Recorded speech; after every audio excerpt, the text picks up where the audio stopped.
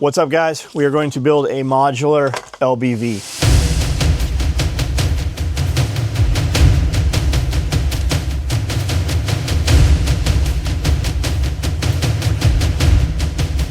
Today we are going to build the panels. I think we've done this before. I need to build this for a buddy of mine in Japan. This is going to a guy we've done business with for over 20 years, probably closer to 30 years.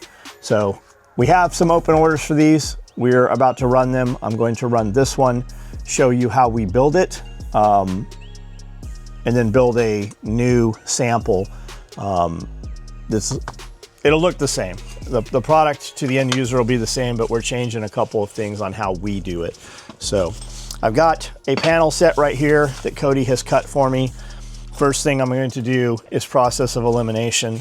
I know that these get the zipper. The original versions of these were split at the front and they unvelcroed.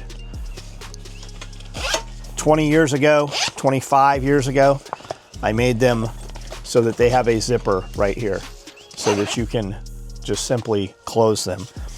Zipper down, because gravity falls down. I've always put the zipper down, and it's right here. It's also much quieter than Velcro.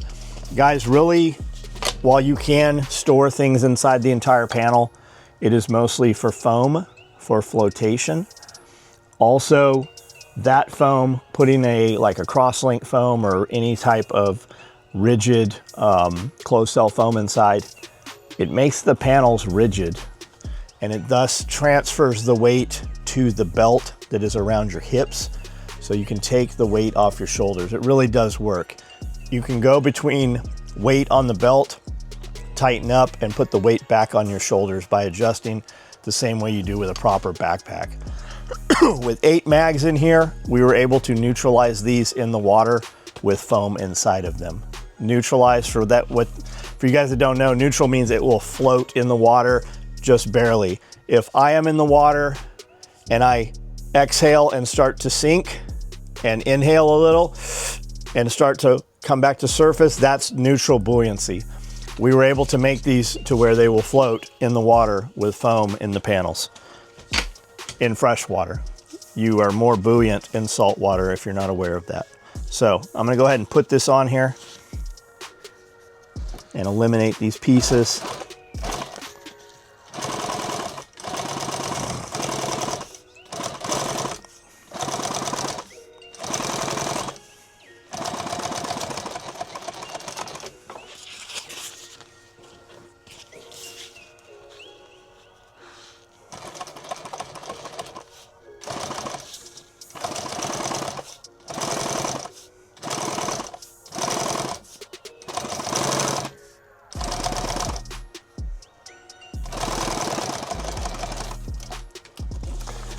First line, I'm gonna come back with the presser foot against the track here. Look, Mom, no hands.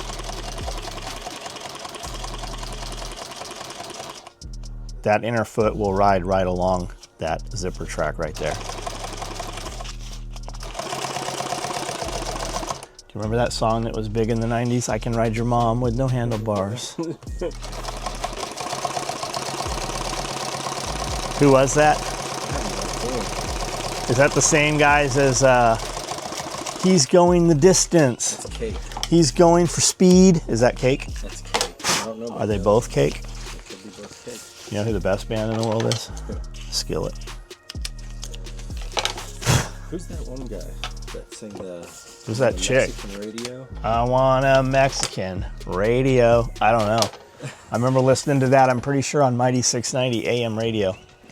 Eating barbecued iguana. They do nowadays eat barbecued iguana.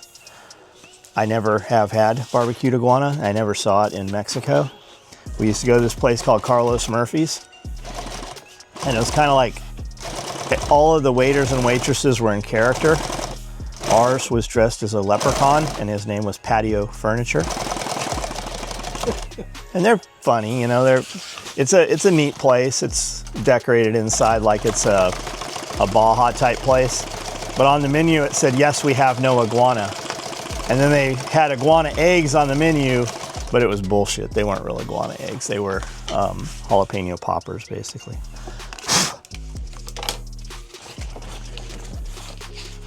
It was jalapenos with cream cheese, and everybody knows if you like cream cheese, you're a blatant homosexual.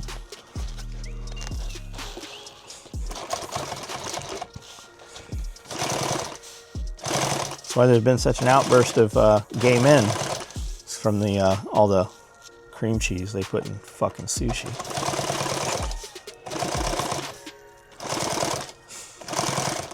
It's part of the communists' plan to overthrow the world. The United States. When I say world, I mean United States, because the United States is the world.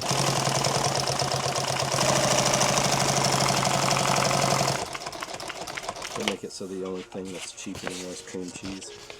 Yeah, because it shrinks your balls. It's fucking terrible. I'd rather eat rancid tuna fish out of my own vagina. You know that song? No.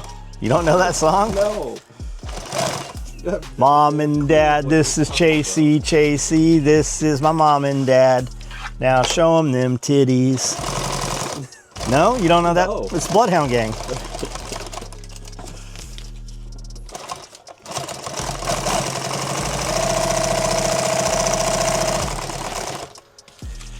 know the one Bloodhound Gang song. Which one? You and me, Yeah. baby, ain't nothing but mammals. Sweat, baby, sweat.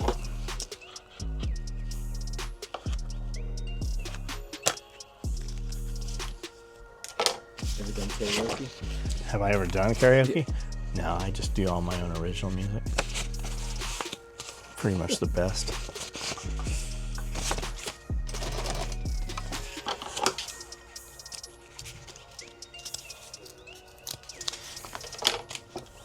Do you think real bands go do karaoke? I don't know. Have you ever gone and done karaoke? No. See? That's what I'm saying. You and David Hasselhoff. You never seen David Hasselhoff do karaoke? Not once. You wouldn't be caught doing it. Do they have karaoke in Germany? I don't know. I feel like that's funny business, and they don't do funny business in Germany. Funny business.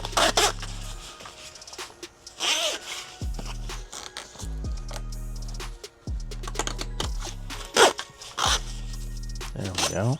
You almost tell by the sound of it when you're putting it on if it's right. This actually zips kind of weird. It's actually rather loud.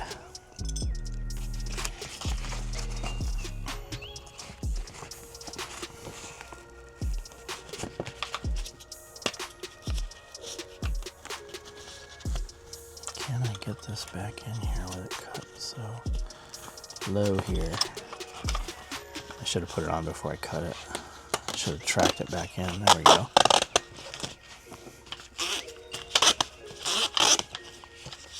I don't know what the world's up with this zipper. Why is it like this? I have these separated so it's not two opposite pieces.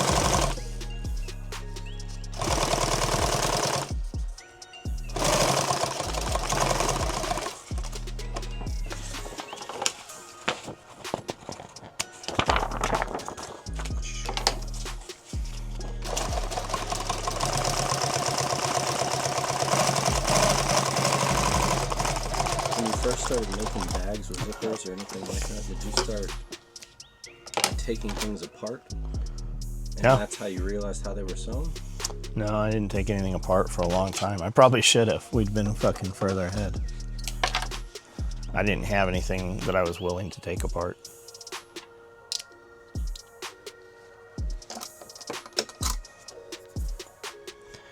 We did take some stuff apart, like for seals and stuff that were bringing stuff in, and they wanted things changed and modified. But I only did that for a few years, and like, you never charge enough for that shit, and you never know what you're getting into either when you do it. It's like bidding a job, and then the job costs twice as much, but you've already quoted a price, you know? Yeah.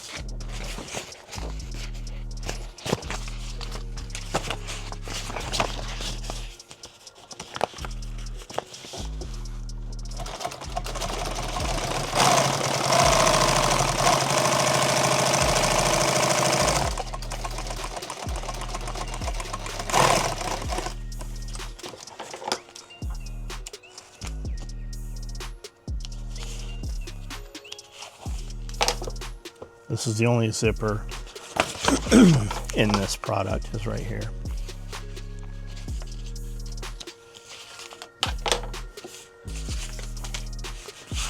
Now, let's put this zipper on before we make the cuts, and it'll be easier to put back together.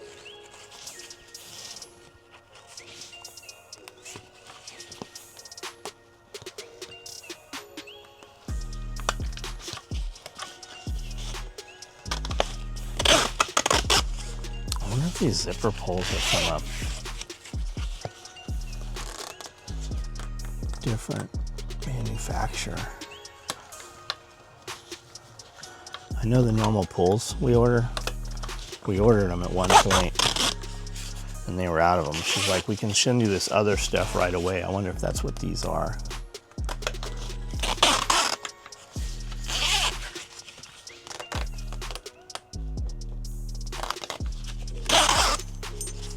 Assume that after a while it just stopped doing that. I hope so. Or we put some paraffin on there. That'll probably help. A bar of soap would work too. You can use a bar of soap. That's fucking pretty wild.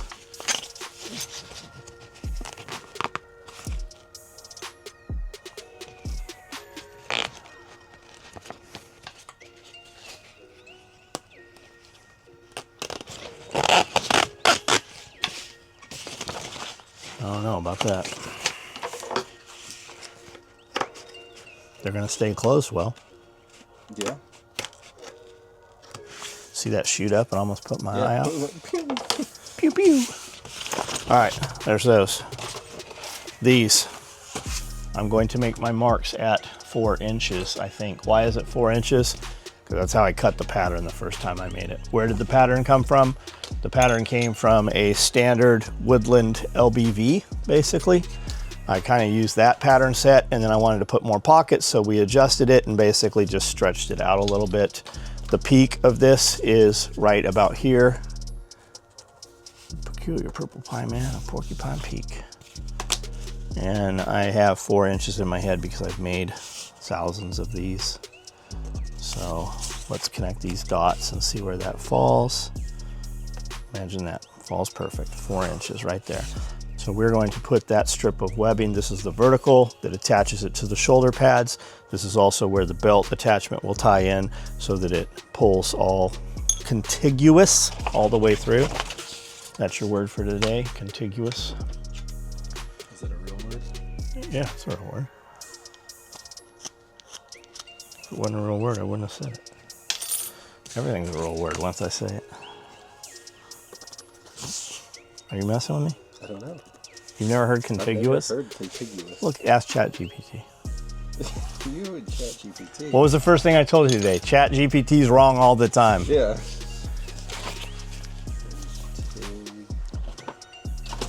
Yeah, within the continental United States, contiguous. There, I've used it in a sentence for you. Sharing a common border or touching next or together in sequence. I am missing the 24-inch piece. I don't know. How is this not all on the cut list? All right, these are 24-inch vertical pieces. Why are they 24? Because that looked good to me when I made it. You can make yours however long you want. You'll have less or more adjustment out of them. I like my foldovers here, which becomes the piece you're going to pull on. I like them more on the big side than the small side, especially with Velcro one wrap nowadays. I like to be able to get one wrap through here and roll these up and dominate, just tie them off, you know, Velcro them off. So I'm going to make this probably 1 inch. Probably 1 inch is good.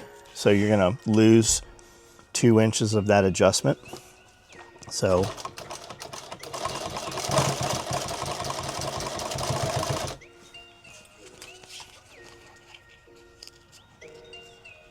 I had some dude, I guess he'd been watching my videos, and I never saw any emails from him, but the one email I did see from him said, man, I've emailed you several times and this is bullshit, and I know you reward persistence, so can you send me a pattern set for your rifle case? I'm like, yes, for $550 I will send you a pattern set for my rifle case. Did he pay it? No. Oh.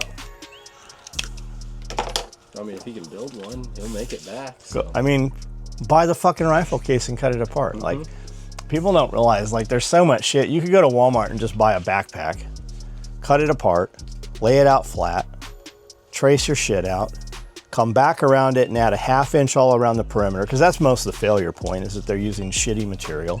So the material frays.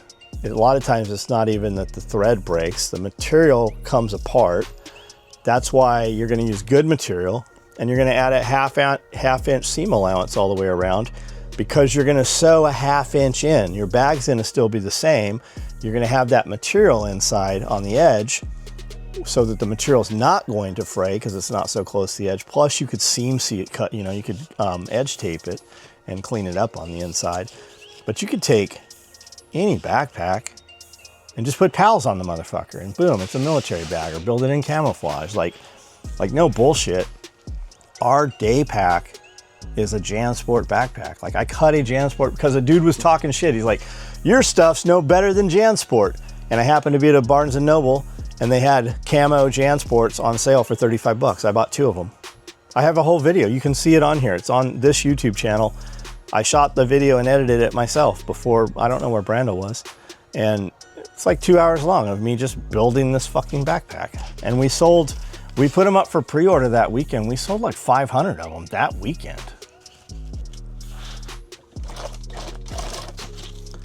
Do you think sometimes people overcomplicate in their head what the fuck is actually going on? Yeah, and I think some of them do that so that they don't actually have to do the task. It's like paralysis. If you skip point A to get to B, then why? Yeah, paralysis through analysis. Well, I didn't finish it because I just thought about it too much. No, you didn't finish it because you never started it.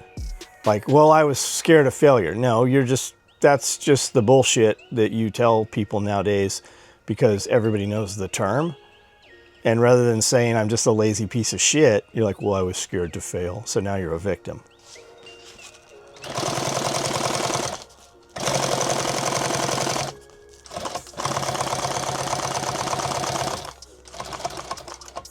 There is a reason why I do not edge tape this first. I'll tell you the reason in a minute.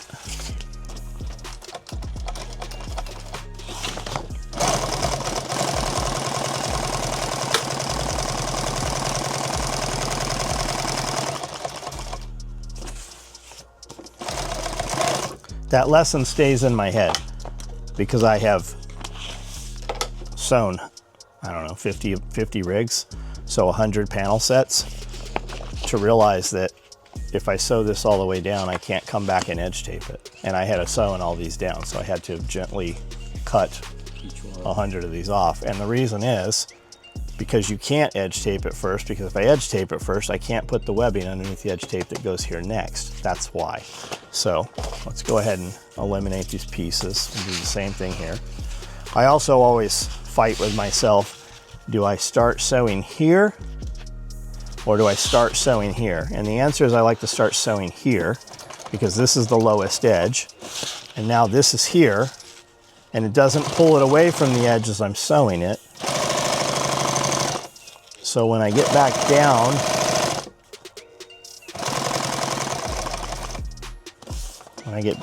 to it here,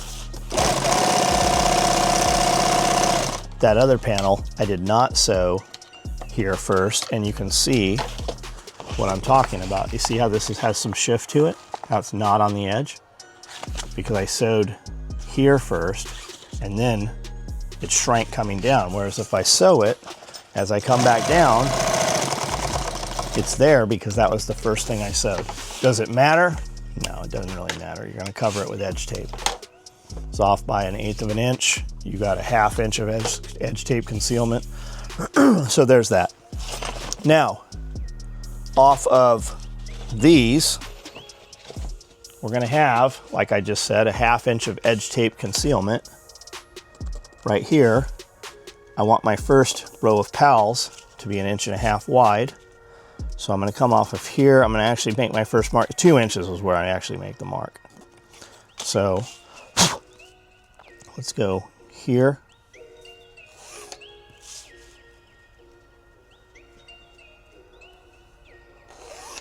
And here.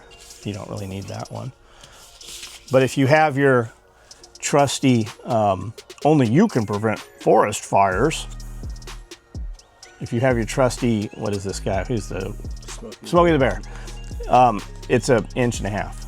It's exactly 1.5 inches. So I know that I can mark all of my pals right here. I just come barely back in to the last line. And I make all my marks right here.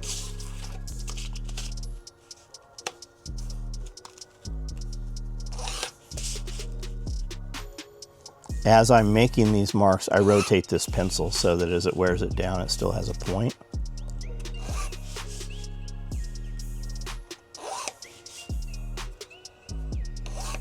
Right there, those are all my columns.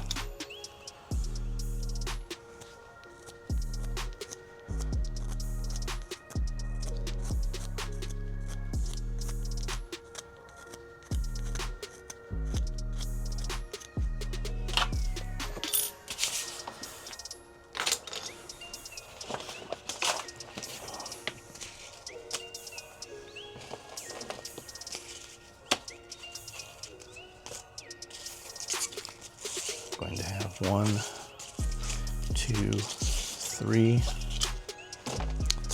3 licks to get to the center of a Tootsie Roll Pop. I'm not sure, I think there. So what's on these things? 4, yeah, that's what we need. And I'm gonna come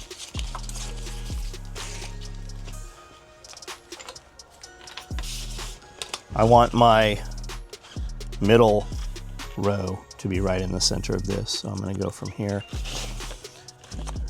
and that's 3 1/4 to 3 1/4. This is really just for aesthetics.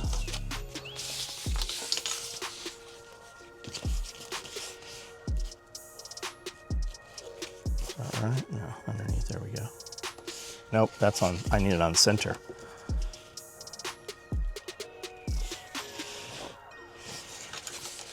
This will be easier if I just...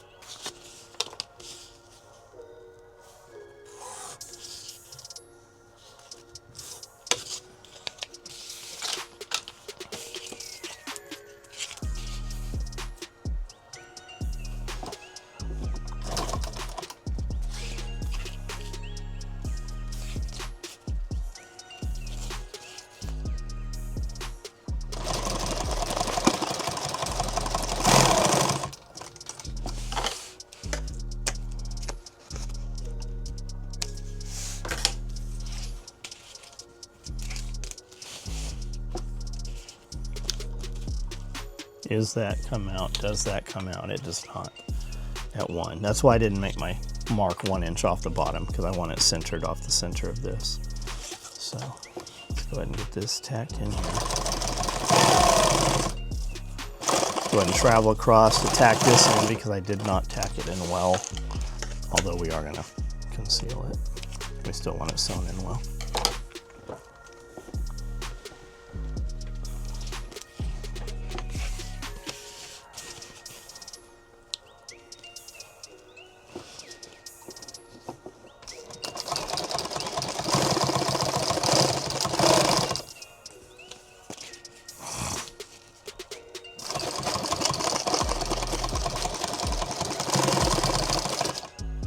Make my stitches a little smaller.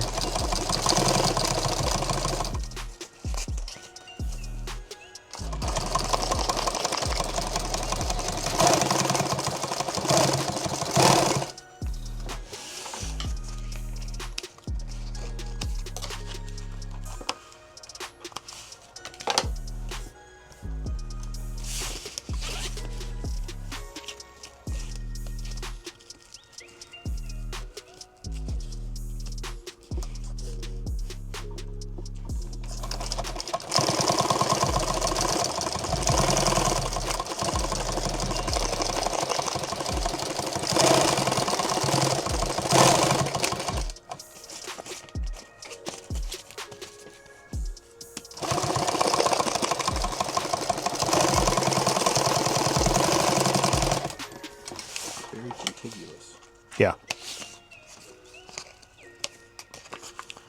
You'll see guys doing pals like this, and their pals will be wavy. They'll be all over the place because they do them in 2 different directions. They want to jump every other 1 or every 2, and then turn it around to sew the other direction in between, right? They want to go here, here, here, and then they turn it around, and it makes the pals pull 2 different directions. Does that hold tension on the actual fabric when it does it? It does a little bit, but it's just because you're sewing, I'm sewing this direction here, and it's locked in, and then I'm sewing still in the same direction. So any shift I get is all equal. And I also like to come, and I put this bar in between here because as I'm traveling off of here, I'm also on here still as I travel across, and then I go straight into the next one. And I'm pushing this one against this one, which is against this one that's locked in. And the real answer, it doesn't matter. It's for looks, right? It's for precision craftsmanship. It is creating that constant tension on both sides. In the same direction. Yeah. Yeah.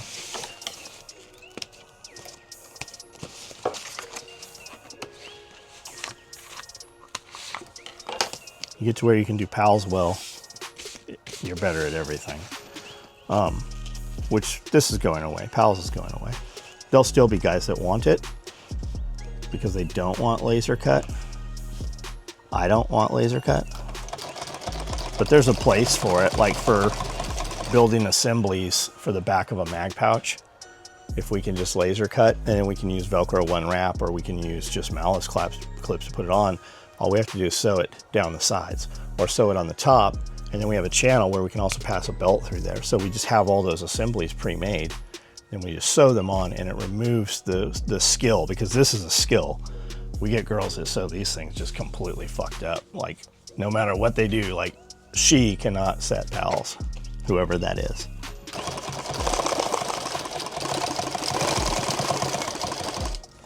And if we can just move everything to procedures and assemblies, we'll be able to produce at a faster rate and still maintain the quality.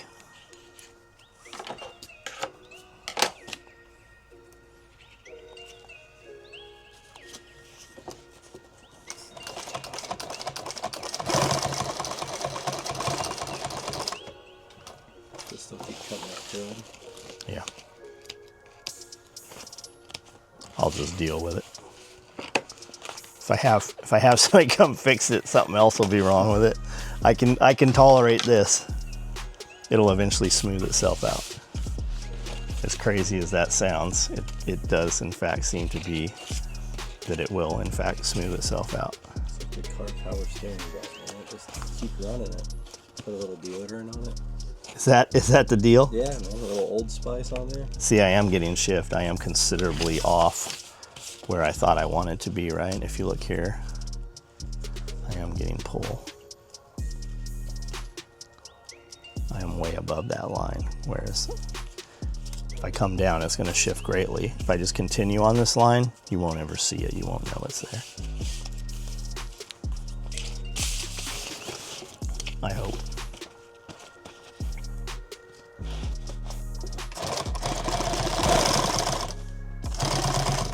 So when the power steering belt's squealing, you just put deodorant on it? Yeah, just reach in there and hold the deodorant as it's running. Why is it squealing? Isn't it squealing? Probably dry and cracked and it needs changed. Not because you have a bearing going out on the pulley? Probably not.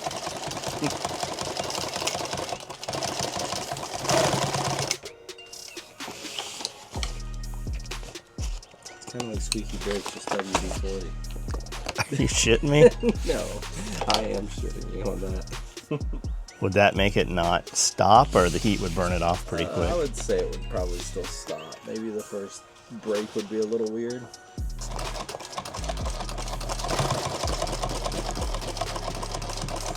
You know that anti-squeak stuff that you get when you get your brake pads? Mm-hmm. That you put on the back of the caliper? If you're ever out of that, just use wheel bearing grease.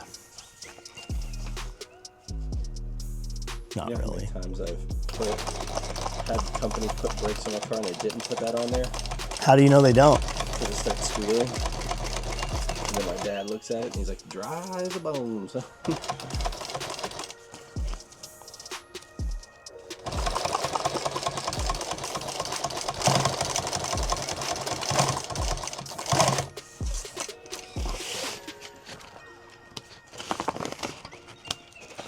one time when my brakes changed and I didn't put a brake clip in, and one of my brake pads just flew out. The whole thing just came off? Yeah, I guess that's what you get when you use Budget Brakes as the company. There's a company called Budget Brakes in Nashville.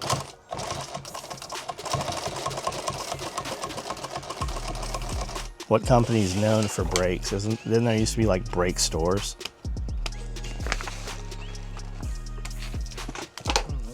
I thought there was. There used to be. When you needed brakes, you'd go to a place and they'd have like 1 hour brake job. Yeah. Now I think you just have to go to a tire place. Does Discount Tire do Probably. I'd say so. brakes? Every interaction I've had with Discount has been great. Yeah. I've gotten rims from them before. I've gotten rims, I've gotten wheels and tires. That's who we had put tires on the Porsches when I didn't have Billy Bolin locally here do it.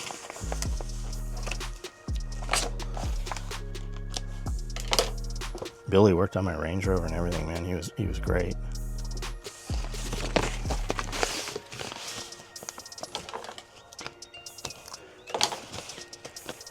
And then he sold to Busby, and it's Busby Tire now. And they've been good. Every interaction we've had with them has been good too. But Billy would just figure it out, you know.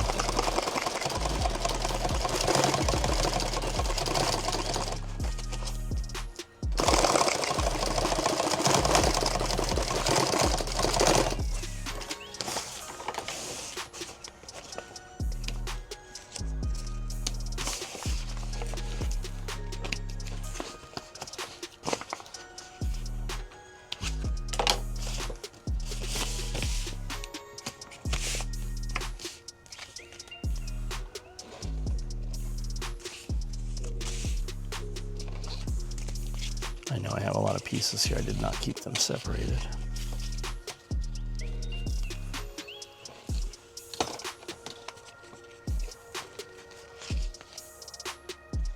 Okay, those are all 12s. Maybe I didn't cut this extra piece. No, here they are.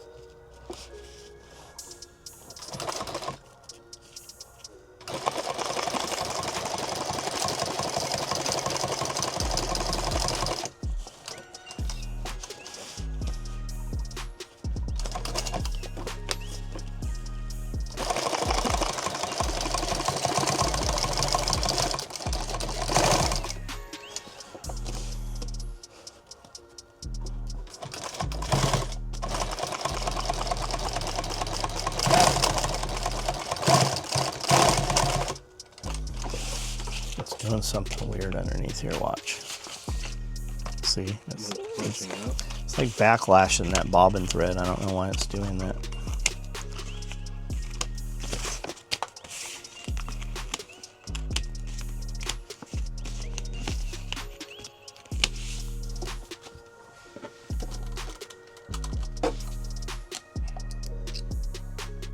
It's got plenty here.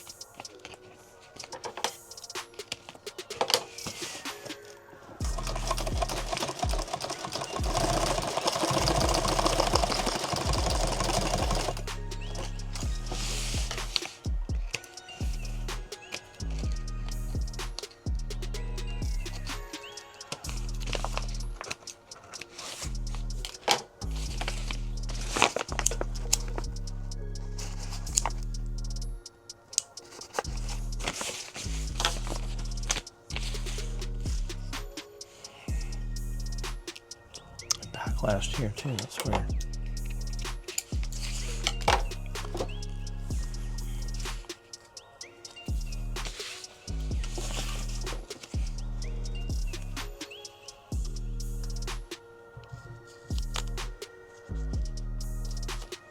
Put that line back in there just in case.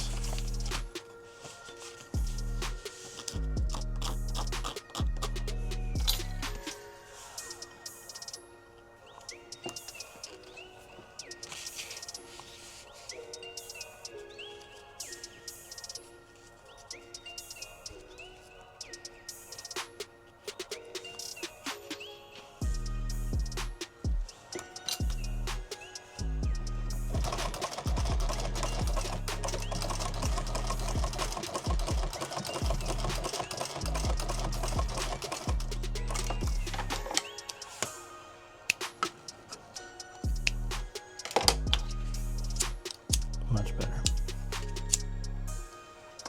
Probably because it's just your speed is so fast, it can't keep up.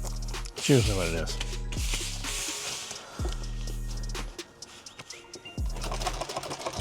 One day they'll make a modern sewing machine. They're gonna have to have AI to be able to predict what I'm about to do. I was about to say, you need a chat GPT, Neuralink. Yeah. Yeah, that's what I need. Okay, there's that.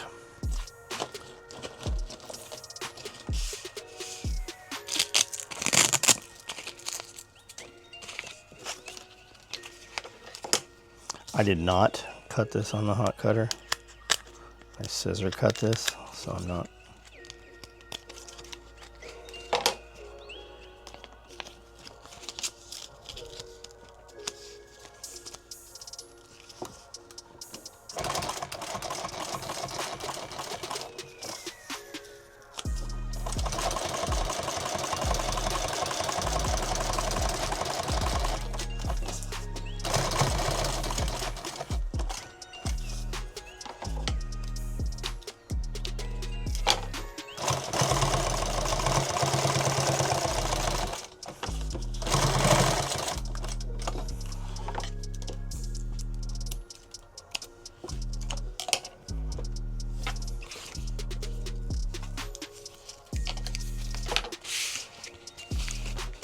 That's gonna sit there.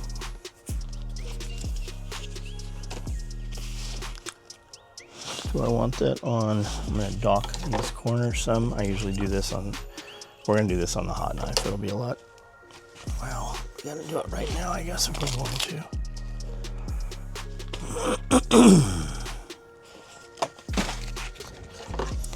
All right, we're not gonna do it on the hot knife.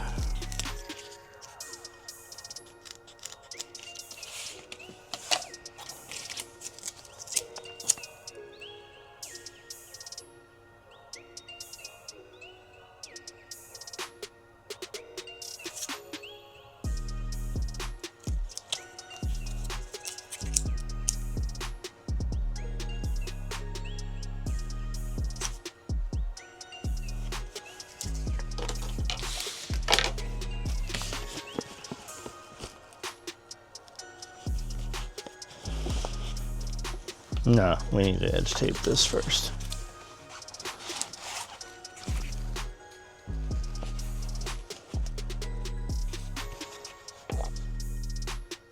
Do I? Yeah, it's got to be edge tape first. Okay. There's that. Let's go ahead and duplicate the other side.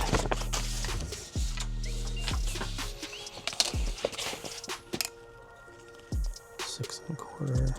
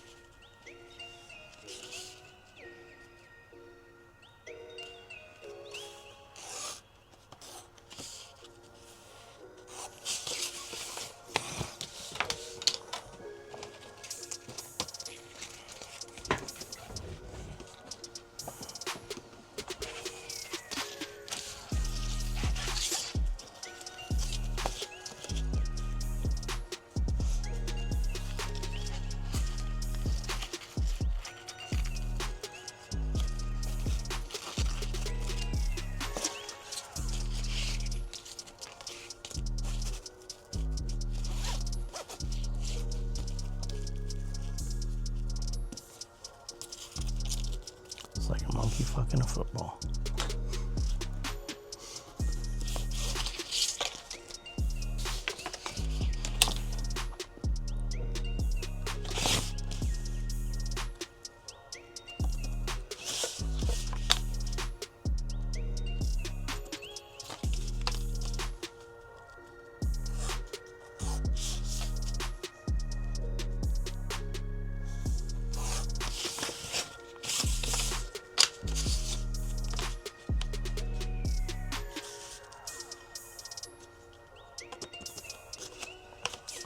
My hash marks worn off some of these, so I gotta move the line up.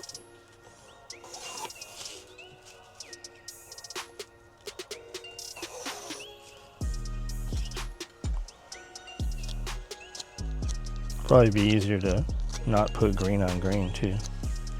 Possibly. Green roller, green material, green pencil.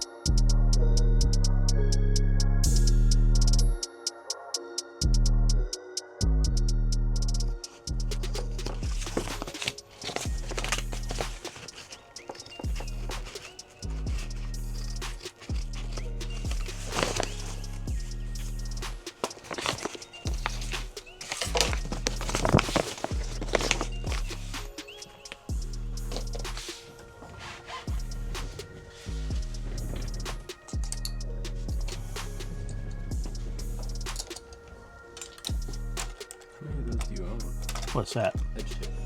I just bought a couple more extra to have out here. I own, I don't know, a lot of them. The shop has them. But this is the one I use. Every time you see me use one, it's always this one. And I just bought a couple more. Probably the same exact. Same exact thing, yeah. I just literally went on Amazon and reordered the same thing, but that doesn't necessarily hold true anymore either.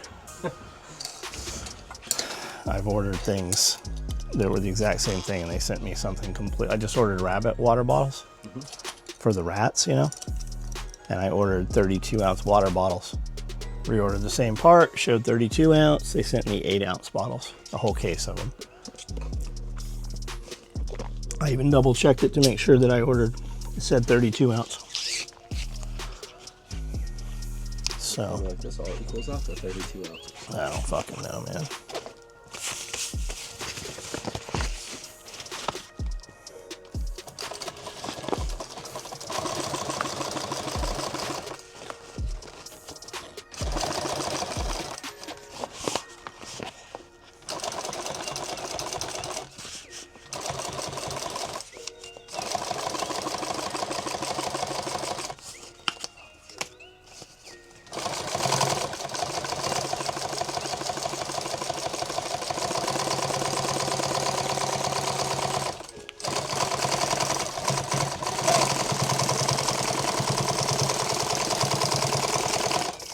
You know what an Amazon bin store is?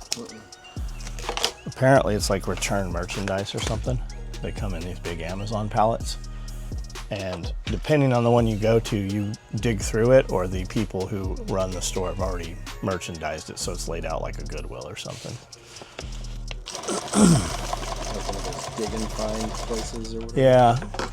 I don't know what the one we're going to looks like, but one of these groups said they had a bunch of the same filament Amanda uses, the same brand and stuff. Yeah. And dude was able to fill his whole fucking car up with filament for $3 a roll, where we pay 12, 14, 16 a roll.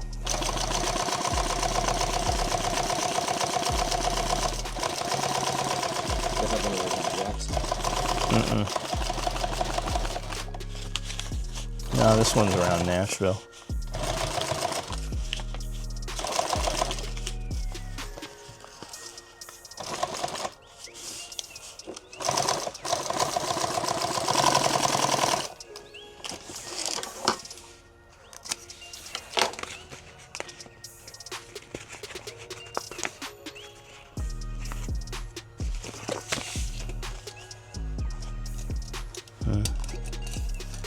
Let's get the other side here while I got it.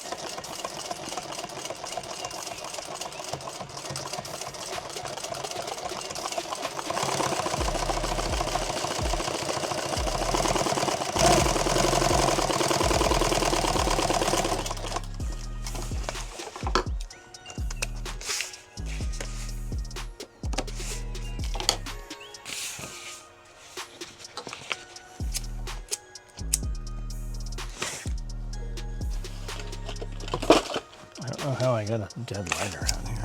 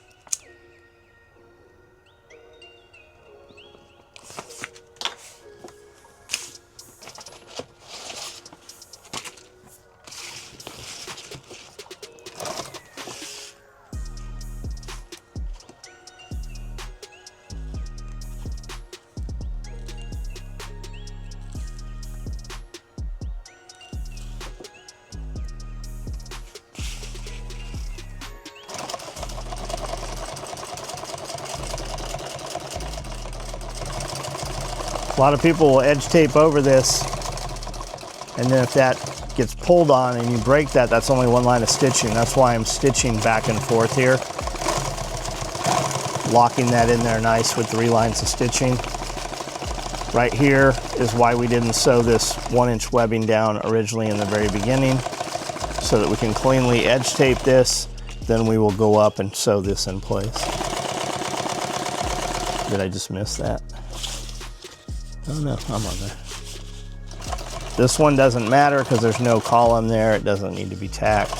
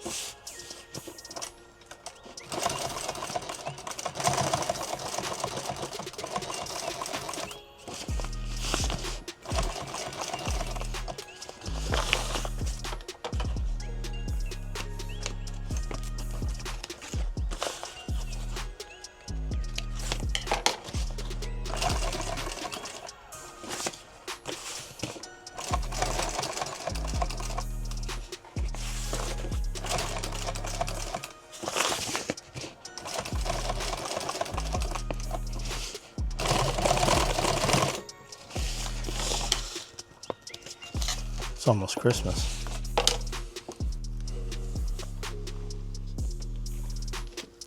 Seems wild. Who's Black Friday? When is Black Friday? Yeah. Weekend after Thanksgiving. So like a couple weeks. I think you got a month still. You know, I usually see people starting Black Friday. I have not been inundated with Black Friday sales. Not yet for me. Which is kind of weird. Because the last few years, like, they've really been early on that shit. Because everybody's trying to get the dollar before their competitors do, you know?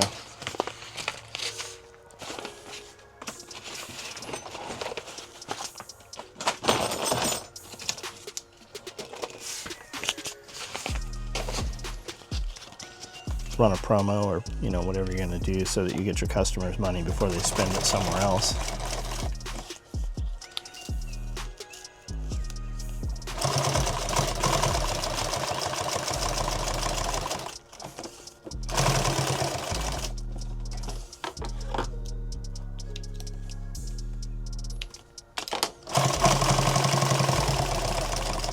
I don't think people go out for Black Friday.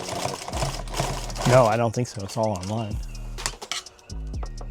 Like, you can actually go out on Black Friday and get into places, you know, that normally it would take hours. You'd have to be there early in the morning and shit.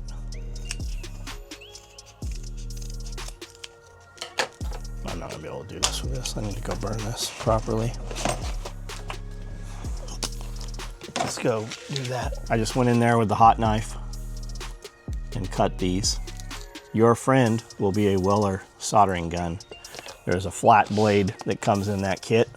It's got a 2-stage trigger on it, and it will go, you want 250 and 300. That's the one you want. You will see one that's like 200 and 250. It's underpowered. You want the bigger one. So that's what we went in there to do. I'm gonna place this right here. This is a holdover. This used to be just a piece of webbing without Velcro. And we would just slot this, and then you would put a dual pistol mag here, or our small utility pocket was originally made to go here. Now, this is here so that where your magazine pouch is, your Rallymans, for instance, you can Velcro your mag lid up if you want to. I still do slot this. We saw guys for a long time running push to talks right here. So this still holds over and remains slotted like that. And before malice clips, guys would just take those dual pistols or utilities and zip tie them in place, and they worked great. It worked perfectly. So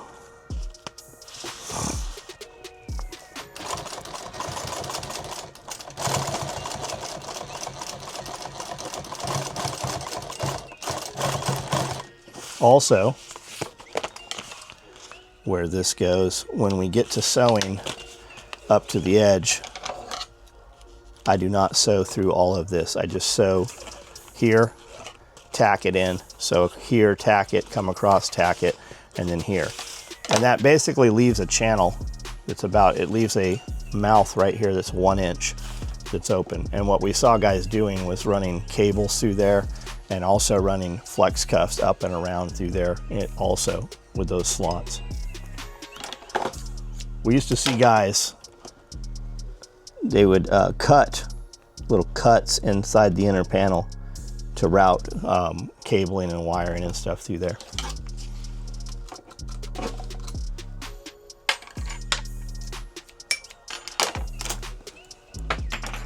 Man down.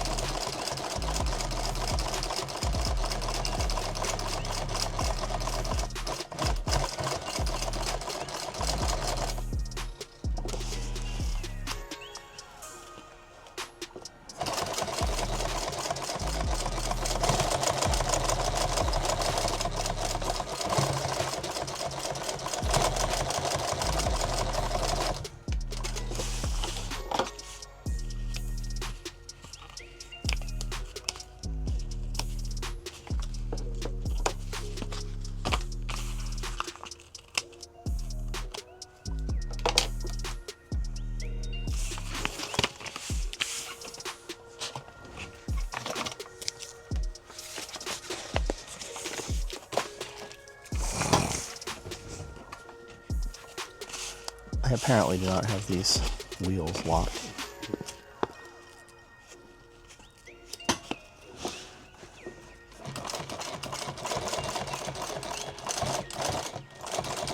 Did Brandon mention going to Alabama? He didn't say anything about it, but you were telling me he wanted to go, right? Yeah. He wants a machine. Okay. And I told him to go, and I'm like, we need to go anyway, so just let me know. We've been talking about going for a long time. Yeah, just let me know when, and we'll go. I suspect we will set that up to go, and he won't go, so we'll just go anyways.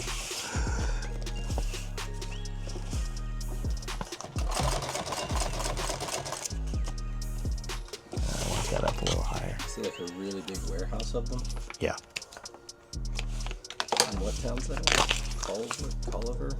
Is it Collierville? I don't know. It's Collier's their name, I think. Look up Collier Equipment. They're right across the border.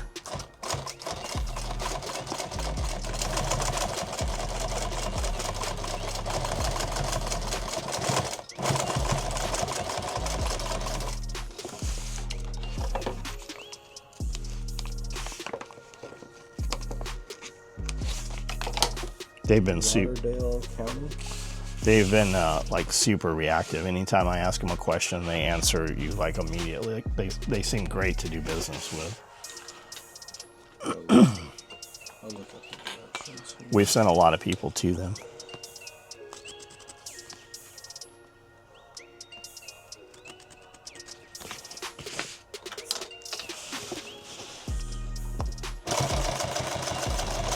If you search it in map, I want to say it's like an hour and 20 minutes, hour 30 minutes. 2 hours and 20 minutes. 2 hours from here. Yeah. It's below Lawrenceburg. Yeah, it's right into Alabama. Can I get this apart without damaging? I don't. It's canted. I don't like the way it's on there.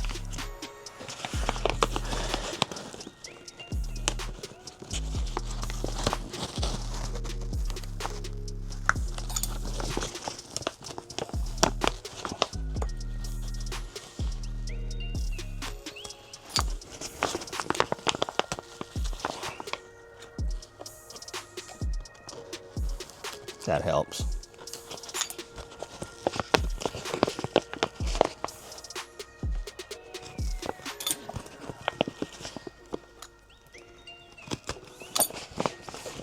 So can I pull this down and achieve the same thing? Yes, I can. So I'm just under 2 inches here. And I can just pull this down right there.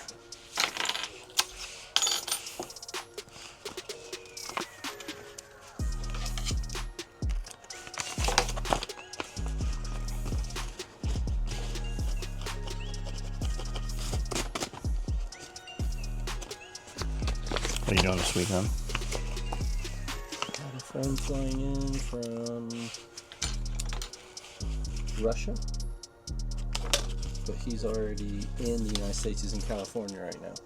He's been there for like 6 months. Tattoo guy, or who is he? He's a pretty weird tattoo artist. Not Luna Cobra? No, but he's actually stopping by Nashville soon just to hang out for like a few hours. Luna Cobra is? Yeah.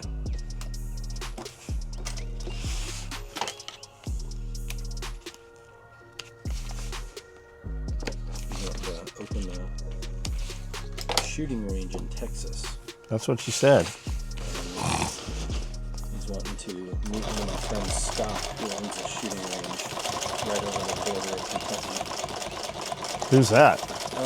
He is a SWAT guy in Kentucky. And How do you know him? Like from Bobby? yeah, I used to go to his range all the time. That's where I'd film Z all the time. In Kentucky? Yeah. He's a really cool guy, but he's got a private range and then a public range. And the public range has like 6 different ranges at different yards and everything. Yeah, different setups.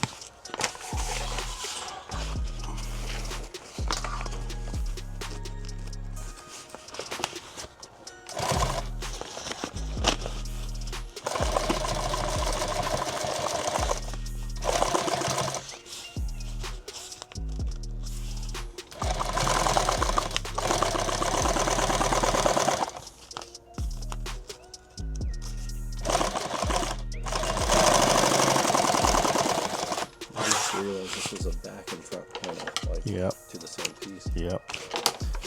The reptile show is this weekend in Nashville. Is Fairground gonna be there? Yeah. Snakes and stuff? Yeah. Yeah, everybody's going to be there. Bob Vu will be there.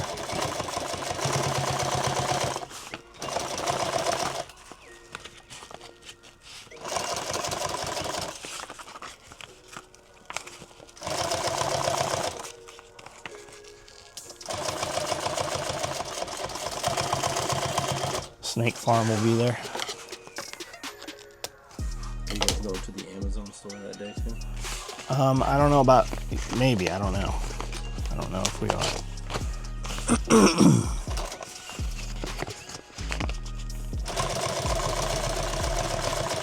Why, you want to go? I'm in Nashville. I see that Amazon store pretty well. I've never seen one. I've just seen people on YouTube like going and getting stuff and finding crazy stuff. Yeah, most of that's guys buying pallet returns. Yeah. And they just break it down and sell it on Marketplace and shit, but some of them will have storefronts and shit. The price of what you pay for that shit will depend on the curation of the shop, you know? Surprised they started like a Storage Wars type show with that stuff. Dude, I'll bet they have.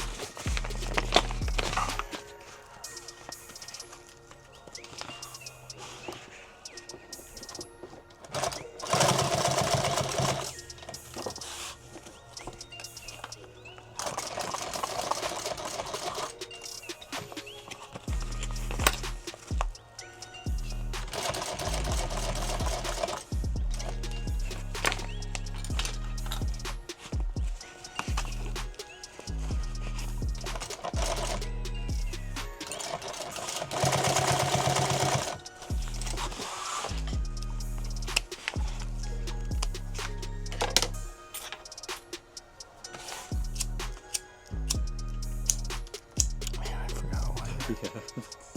I literally walked in, I was like, oh, we should grab a new lighter.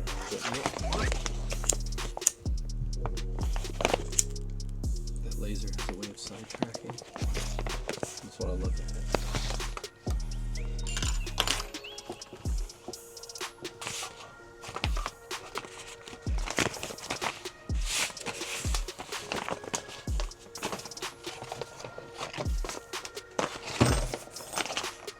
All right, second panel here. So we'll go ahead and put this in place.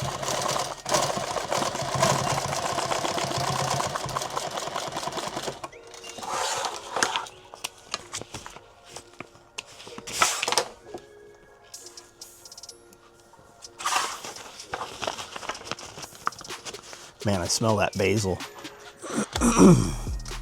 Walking from the building to here, we went through the garden area, and we've got, I think there's 50 raised beds out there. And we had a ton of basil. We have tons of stuff growing out there, but during the summer heat, it kind of ran its course and died out. And now that it's cooled off, everything in there has just come back to life. It's full of thyme and oregano and basil and mint and all kinds of stuff growing in there. We've got a ton of tomatoes I saw. Cody's like, you better pick those soon. It's gonna freeze. They're gonna all rupture.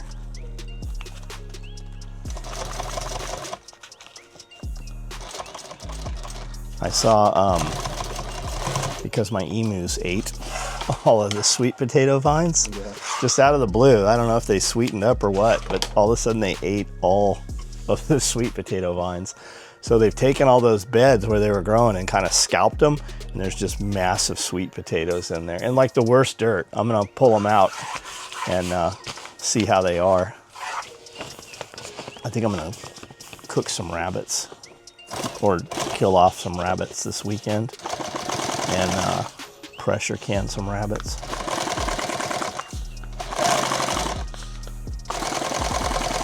So when we're snowed in this winter, You have your rabbit on fuel? Ma and Pa Kettle, we can just eat our rabbit stew. We can have our rabbit sandwiches.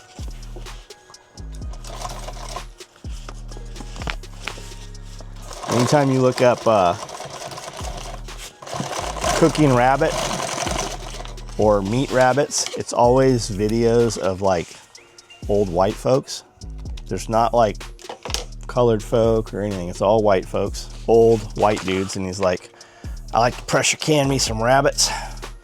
Have me a nice rabbit sandwich. A man just telling me, I'm like, what is a rabbit sandwich? So I watched a bunch of the videos and they literally just take the rabbit out of the jar.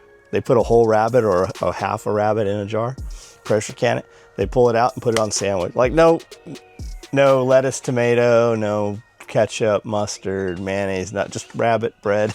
Like, I think it's like an old poverty food, you know, that's just passed down generation to generation. What am I doing here? Here, get rid of that. Another one. The whole reason we went inside was to get a lighter. All right. Anyways, I got a bunch of rabbits I need to process off, and they're a little big for the snakes. I'd rather feed the snakes smaller, more frequent meals. So I'm going through, because we're going through a lot of feed right now. We have so many rabbits. So I'm gonna go through, and I moved all the males into a tractor, all my excess males. So I'm gonna get rid of probably 20 adult rabbits, big ones. Some of them we'll just knock them and put them in that new freezer and dump them on, you know, dispatch them. And just put them in there whole, use them for dog food.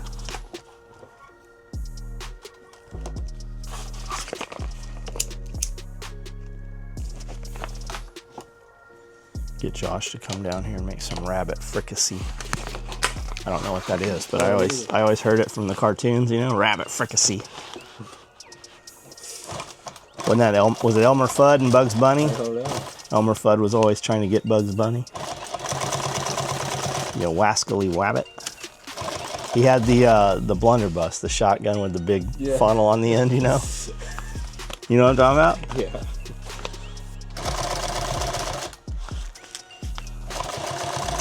That's what I picture your woman having. That's what she's got by the front door. First day I ever met her, she was like, "Hey, I was like, I don't know, it was the first day I was moving her into the house. The first day you met her, you're moving her in the house? Pretty much, it was like 2 weeks later.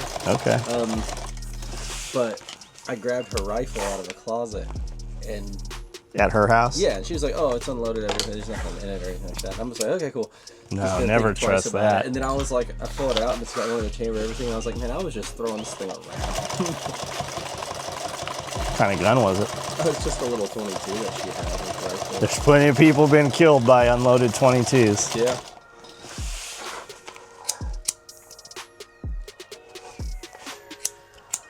Many, many people have been killed by unloaded rifles.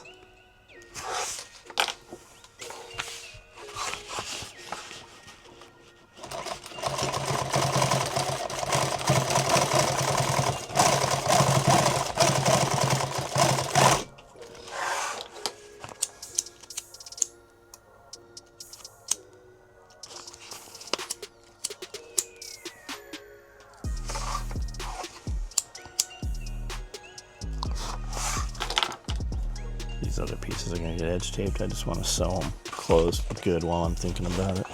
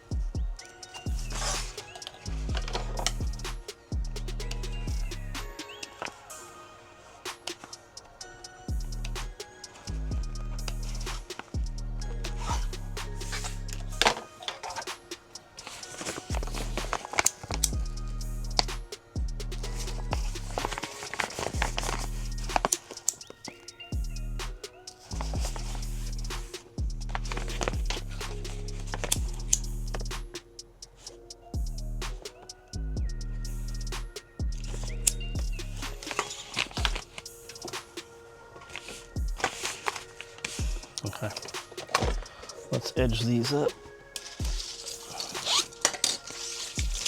Then we'll put all of our straps and buckles on here.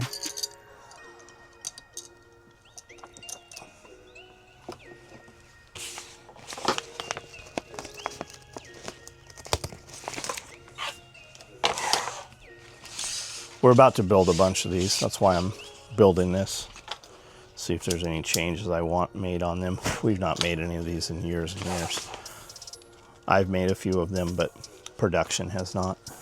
So I'm going to start right here, and I'm going to fold this over right here to get a nice clean seam on this, or nice clean edge on this. So I'm just going to push this through, get it right where I want it to start. I'm gonna burn this real nice too. It is definitely easier to edge this across the zipper with this side up. So if you're learning how to do this and you're going across that zipper there, you might want to have it facing up and not down, so you get better at this.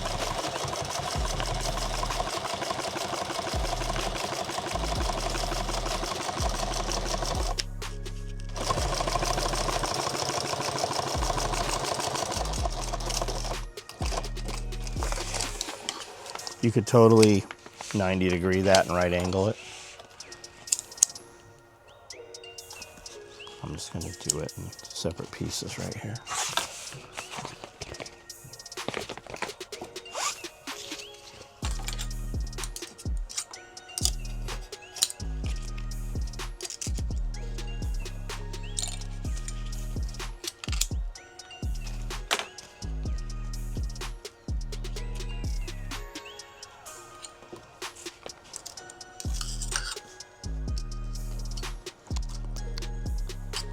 They've almost got that building next door done. It'll be nice to get everything out of the garage and into one place. It's going to be hard not to start putting shit in there before it's painted.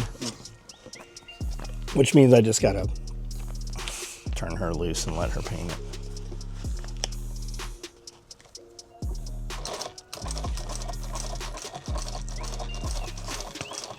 Are you guys going to use the same sprayer you used last time? I'm going to buy a real sprayer.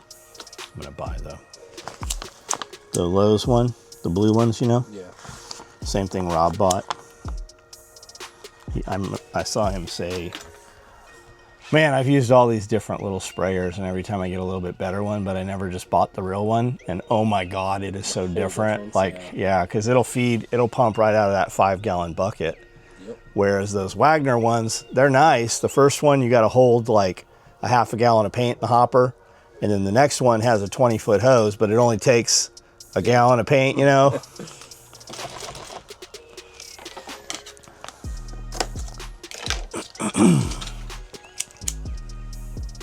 I feel like that's with everything. It's like if you're gonna get a sewing machine, instead of buying the $800 one, just go with the $2,000 one right out the gate. I believe that. I think you get what you pay for. I looked at it, I'm like, maybe we'll just rent it. It's like $450 to rent it. You can buy it for $7. Yeah. And this isn't the last time we're gonna use that. No, we need to paint the outside of this building, the outside of the next door building. We need to paint. And if we put a roof on this, we can just paint it. Yeah, we're gonna have to paint. We gotta. This one. Yeah, and that's kind of what I thought. Have them come back and do this building, and then come back and do the roof, the ceiling in her building. Yeah. But I mean, we're gonna have to empty this out to do it. There's gonna be sawdust. I mean, you see how much is in there, and they did the cuts outside. Okay, that one's edged.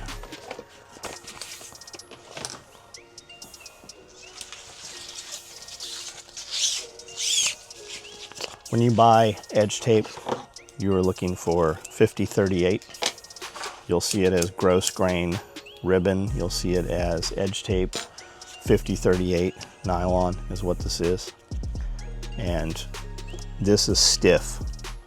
When I buy black, I can get it stiff or not stiff. All the other colors, I do not get a choice on, but for some reason, I can get black stiff. If I can get all of it stiffened, I would buy all of it stiffened.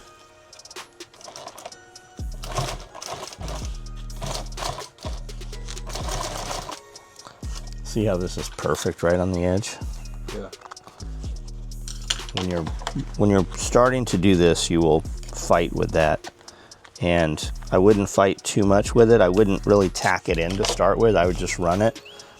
That way, if you need to, you can nick 3 or 4 stitches out and adjust it and then sew it back into place nice and clean. It'll take you a while till you can just look at it and know where it needs to be.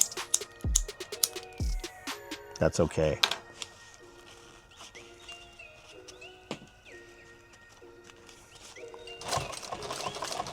I also know that I need to push it up further than where I want it to end, because as I'm sewing, there's going to be a little drag that kind of pulls it out. I'm going to bring it back like 1 or 2 clicks. If you look, can you zoom in on this? See how there's grains in here? You will feel them. Hear them? Those are the grains. And you will feel them as you slide them in and out, just like a click. 1, 2, 3. That's what I'm talking about when I say that. Like, just slide it in 1 grain, 2 grains. There is a grain in the material. My edge taper shifted. I'm just going to bring that right back into place. The stitch is just going to jump sideways there. Nobody will know it. I folded this under. It did not need to be. It'll be okay. When I come here, I'm going to fold it under it over again. It's just going to make it a little thicker. You can see right here where I just jumped, where that edge taper came out, because I don't have 2 screws in here and I don't ever tighten it down. Right here you can see this is the line I was, yeah, because it jumped out and then I put it back where it should be. I'm going to put more stitching in here. You're not going to notice that. Here I am right here. I want my fold so that that fold under has come out of the edge taper right there. I'm going to bring this right here. I'm going to needle strike in.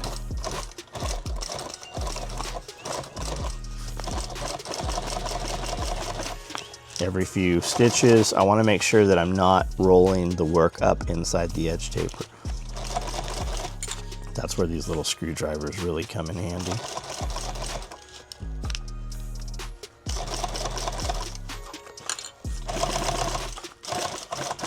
I'm also applying a little drag on the back here of the edge tape. Just helps it lay in there. Now I blew past where I wanted to be. I'm going to back up a little bit and I'm going to go ahead and cut off about 1 inch past. I'm going to sear this with this fire right here. I'm going to fold this under. Did it just burn that lens? Now I'm going to, I assume that's probably a plastic lens, like a sacrificial lens on there? No. No? Now I came out a little short, didn't pull out enough.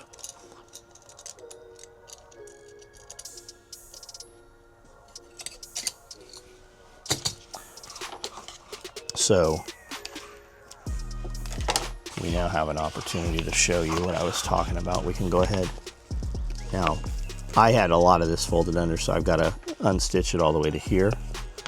I'm just going to nick those stitches.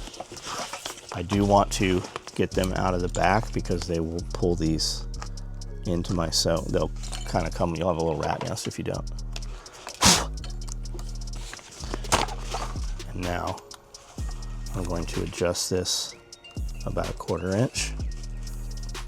Check it, I want another 1/16, which is about 2 clicks on that. You can feel it, you can audibly hear it.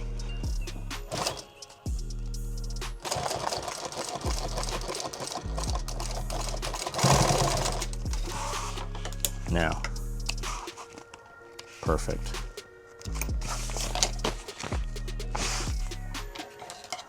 Almost like it's supposed to be that way.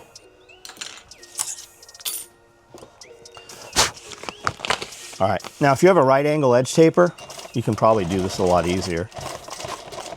I've been told. I've never used a right angle edge taper.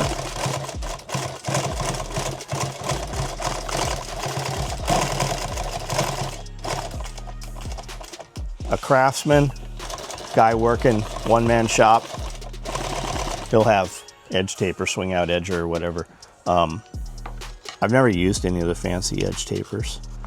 A lot of shops or guys who have been doing it a long time will have a double needle machine set up just for edge taping, just for seam binding. Probably a good idea. It's just another machine you got to buy and another place you got to put it. But they'll be a synchronized edge taper. The edge taper will actually move as the machine goes up and down, and you can also set your needles. So one needle will drive down, the outside needle, and you can turn while the inside needle's up, and then it'll pivot.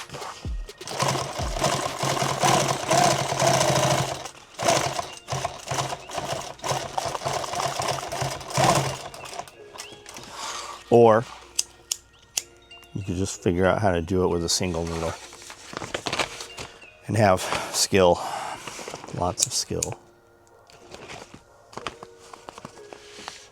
That way, with a zero needle like me, that way when you're sewing in the darkness of a cave by candlelight. But good news, if you're using beeswax candles, they actually help purify the air. They don't put toxins into the air. They actually improve air quality. Everybody knows it. That's what I dream about. I dream about the apocalypse and we're having to build gear for our civilian resistance squad. Between guard rotations here in the cave, a couple guys are riding the exercise bikes to produce the light. Recharge all the comms that we can't use because of the Terminators.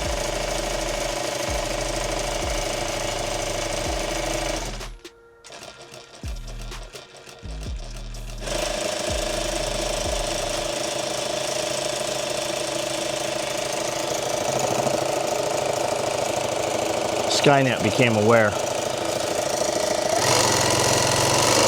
That's how fast this machine will actually go.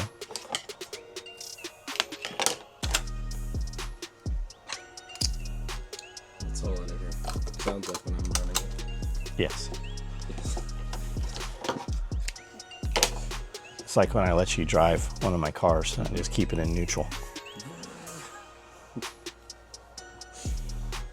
I let you sew. I just take the needle out of the machine. That's why I produce the best gear. Yes. As I produce the best videos. I just take the SD cards. Man, I had a good video the other night. I meant to go and pull the clip and give you the time on it so we could pull it out. I was just talking about the difference between a Rallyman pouch versus a CQB mag pouch and subloads. So I figured we'll just shoot that. Yeah. We'll be done here pretty quick. We'll shoot that video properly rather than me sitting in front of the... I lose a lot of energy when I sit down and do that live video. Yeah. But there's no squeaky shoes. Okay, there's that. Here is this one, a mirror of such. Now I'm just going to put the buckles and the clips and the attachment points back here, the clips for the hydro carrier. And then we're going to put the two belt loops on. And then we have to fabricate, which we're not going to do today, we have to fabricate the shoulder set and the back panel. Now running the laser, we will be able to do some things. I will still build the old school LBVs in the traditional manner.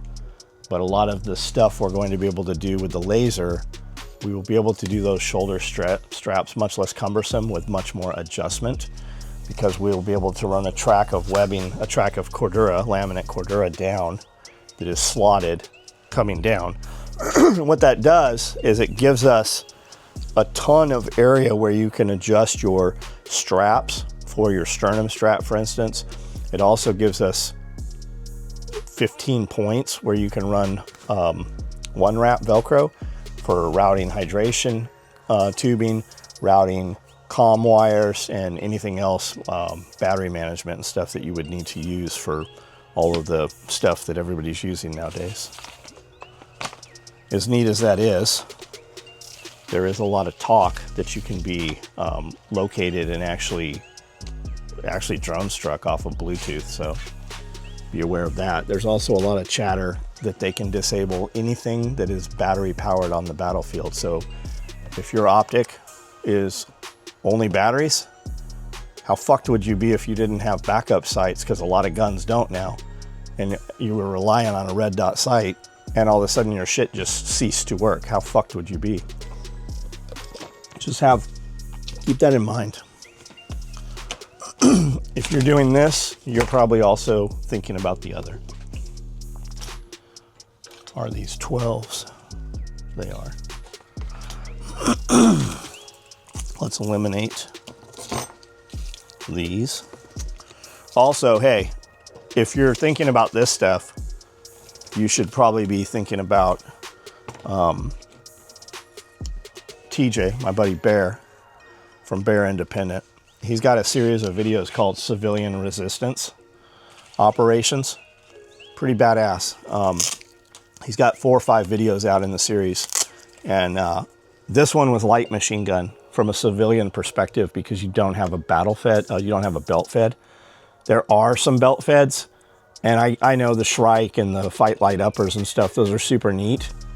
But like Scully said, those aren't a replacement for a real saw. The real saw is made out of steel. The Fight Lights, those are made out of aluminum. Yes, you can dump 200 rounds out of a 200 round drum for a saw, but it's not the same as the actual 249 FN 249, right? It's a different gun. Will it do the stuff it will do? Yes, for a finite amount of time. But the one he did before that was about heavy machine guns from civilian perspective, meaning like SR-25 and stuff like that, with the 50 round PMag drums. And we went through, Cody test fit all that, and that 50 round PMag drum fits perfectly in our spent mag pouch with 2 25 round mags filling the gaps. The drum fits in perfect. You have these gaps on the side. Now, when you put those 2 25 round mags in there, or 20s, if you go to pull the drum out, those do come out, so you have to be cognizant of that, right? Maybe they go into cargo pockets on your BDUs at that time, but it does stow them. It also holds 5, the spent mag pouch holds 5 25 round PMags for 308 perfectly. Now, Bear had pointed out in the video prior to that, his favorite mag pouch, he said, was the Rally Man. Because it works for 308, works for 5.56, it'll also work for AK, and it does all 3 perfect. But it also holds, which was not on my radar, it also holds 40 round 5.56 mags, which is very cool.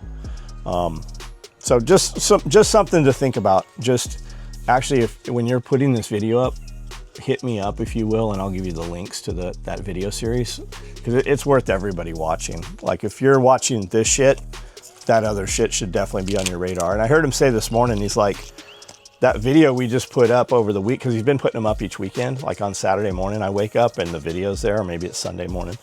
I heard him say that it's just not getting the reach. Like, I think he said it only had like 1,000 views on it, which is crazy, because each of those videos has like 1,000 comments in there. Like, I love this series, when's the next one? So it's just weird that it's not being pushed out. Yeah. They're fucking great videos, man. They really are.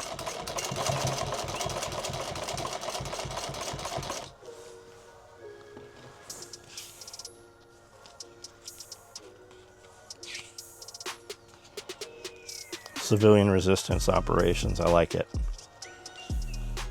If you're hearing this, you are the resistance.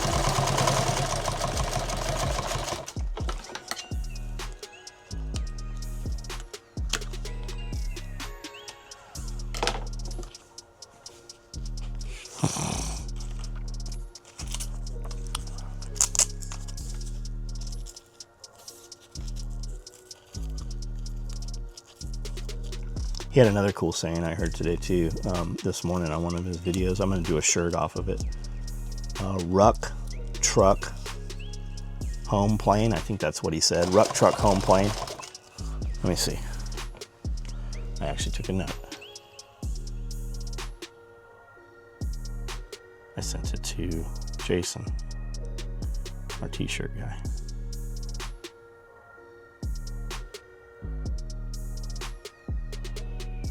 I'm apparently in the wrong platform. Ruck, truck, house, plane. You get it? Ruck, that's the first thing if something goes bad, right? Ruck, you're gonna have your ruck is your minimal. Truck is your secondary. The shit at your house is your tertiary. And your plane is to bug out and get out of there, right? Ruck, truck, house, plane.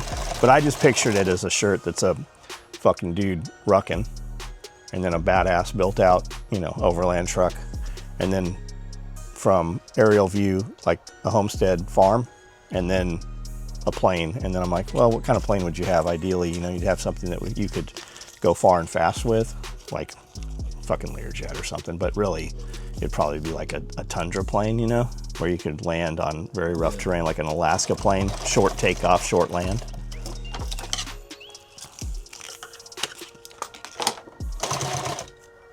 Man, it just cut that. What in the wide, wide world of sports? Do you remember when they used to say that? On ESPN and stuff? What in the wide, wide world? I don't know who said it. I feel like it was a, who did the movie Airplane? Leslie Nielsen? Was it Leslie Nielsen? Who was the guy who used to do like the slapstick comedy shit? I know who he is, I just don't know.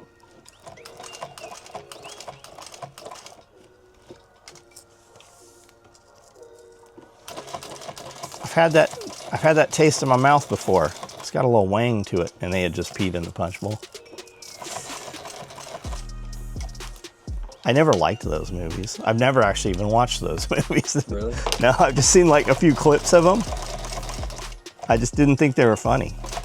Leslie Nielsen? Yeah, that's him. That's who I thought it was. I thought he was hilarious as a kid. I just thought it was vulgar as a kid. Maybe because I'm too mature. I'm more mature than all of you, you little heathens. It's probably what it is. I would assume so.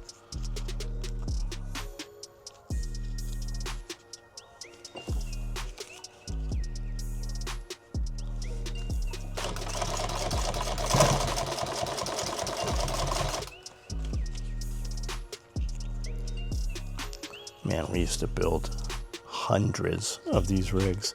The platform for this rig, meaning the panels, is the exact same panels that we put pockets on and make the Rallyman or the CQB vest or the direct action vest, any of them. They were all this panel set right here. So all of these pieces are all the same, except these rows of Powell's webbing would have pockets on here. Somebody had asked last night, was it last night or it was today on the live video, if we had ever thought about doing a 4-mag war bag, but for subgun? Yeah. We can do that.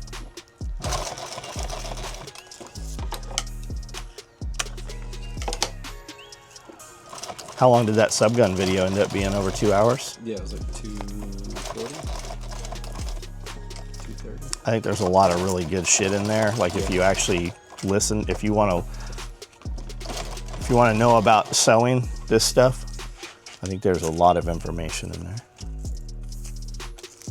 A lot of this one here is just me blabbering to Brandel. There's not a lot of value. I mean, if you're watching and you know what you're watching, there's technique here for sure.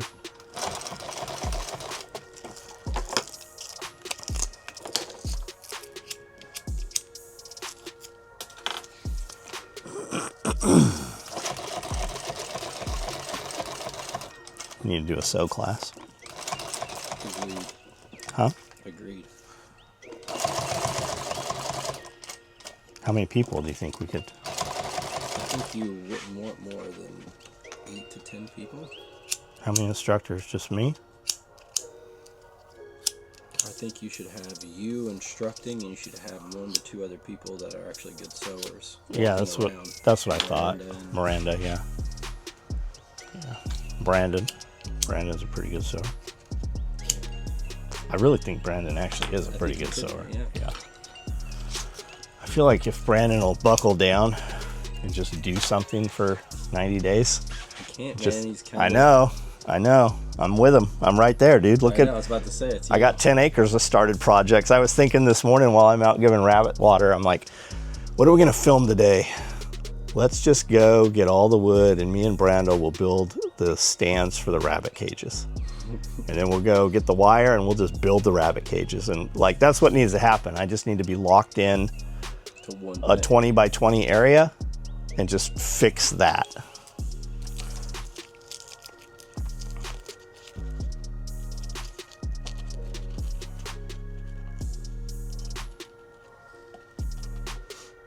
You like to have a lot going on all at once. I intend to finish them. I just like to, I think I like to change scenery. I think also your brain works really well when it's on, like, right when it hits, you gotta do it. And unfortunately, your brain jumps around. So. Well, what I want to do and what I need to do are two different things, right? What I want to do is stuff I want to do. Yeah. What I need to do is stuff that pays bills and makes money, right? That's what I need to do. I need to go and cut 400 belts. Yeah. I don't want to stand there and cut 400 belts. I can stand there and cut 100 belts, no problem, but I need to change the scenery after that. We are going to move, like, we're going to fill up all the belt orders that we have, all the open orders, and then go to standard belts. So black on black, 30, 32, 34, 36, 38, 40, and put them on the quick ship site so they're immediate ship, and just have them in inventory. And just every week make 10 of each, 20 of each. However, whenever we're down to 2, we'll bump it back up to 12. Yeah. And then anything other than that will just be considered custom. So it'll have a, the price has to, we're gonna have to adjust the price too. We haven't adjusted pricing on them in 10 years. Just the price of Cobra buckles has gone up $10 probably. That's even without the import fees. Have those ever come in yet? I got them just the other day. I got them. They're sitting in there right now. You opened them up and made sure? Nope, I have not opened. No, you're right. There might be fucking metal shavings in there. I have not opened them up. I've never had a problem with that company though. We did order some US option. There's a company making, the buckle's not nearly as nice, but the buckle is way better than it used to be. It's still not as nice as a Cobra buckle though. Yeah. But I will probably bring some of those in and offer those also.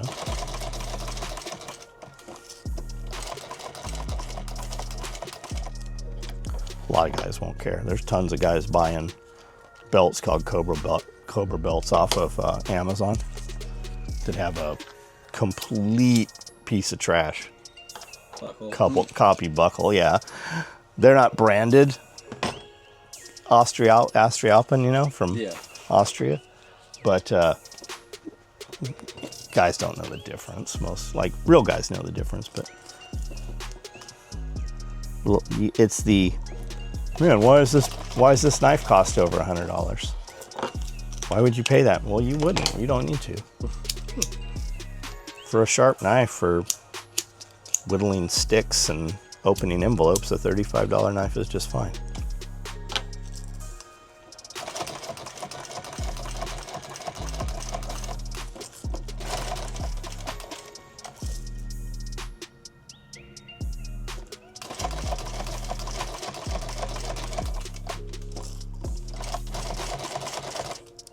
What time is it? It is 4. 08. That's probably my Forerunner headed to the post office.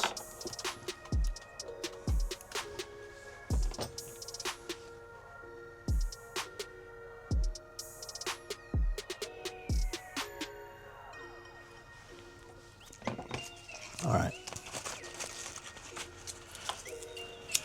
These get snaps. These are the belt loops. The way this works, this is how I've made my belt loops forever. I looked at how Eagle did their belt loops and they were like this. Mine have evolved a little bit, but basically this folds over, right? So this wraps around the belt. This velcros to itself. This comes across and snaps right here. The important part is this locks to the inside of a duty belt. So when you put the belt on here, this ties in and it's pretty tight, and with the foam in, it will transfer the weight to a padded belt or to a duty belt. Those are the belt loops. So these are the 3 straps for the front. You will always assume that your person wearing this is right-handed, because everybody who rules anything in the world is right-handed.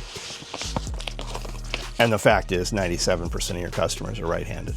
So the male buckle always comes from the right, goes into the female buckle on the left.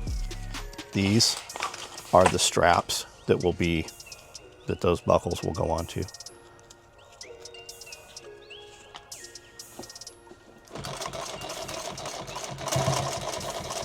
This vest here gets about 12 inches of adjustment where it clips together, 12 here, 12 on the back. So this vest, when I was a small guy, smaller, when I was a skinny kid, this vest would fit me barely, which meant it could go out 36 inches more than I was.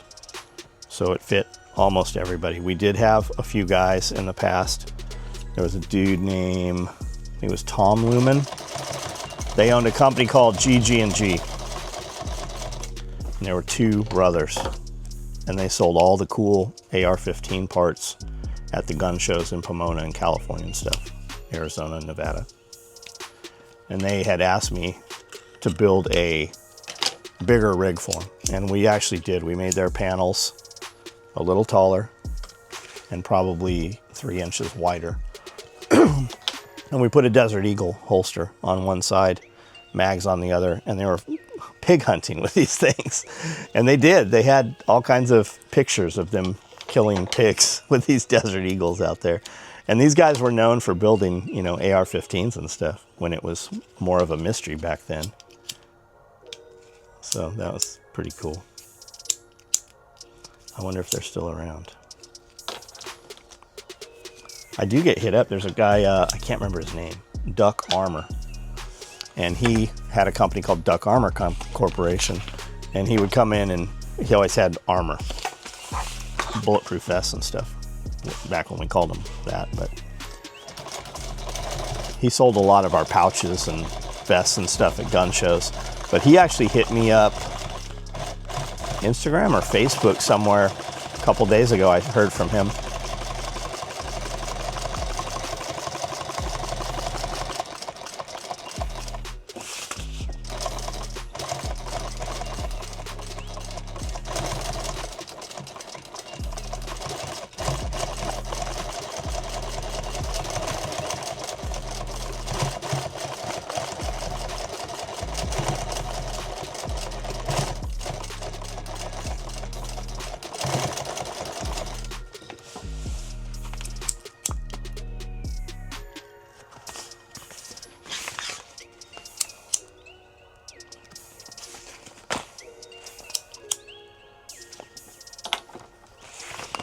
Tack this right here just a little bit more.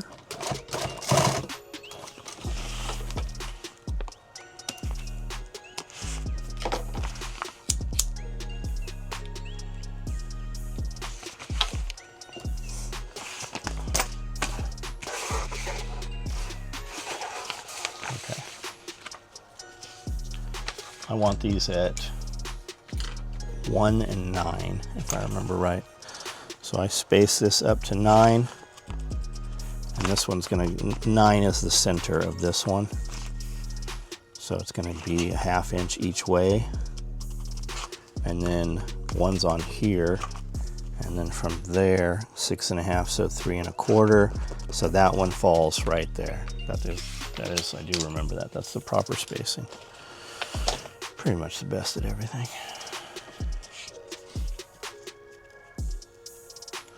I should be putting these back pieces on, not these, because now I have to contend with these flopping around, but this is what I have here. I've got to go inside and get buckles.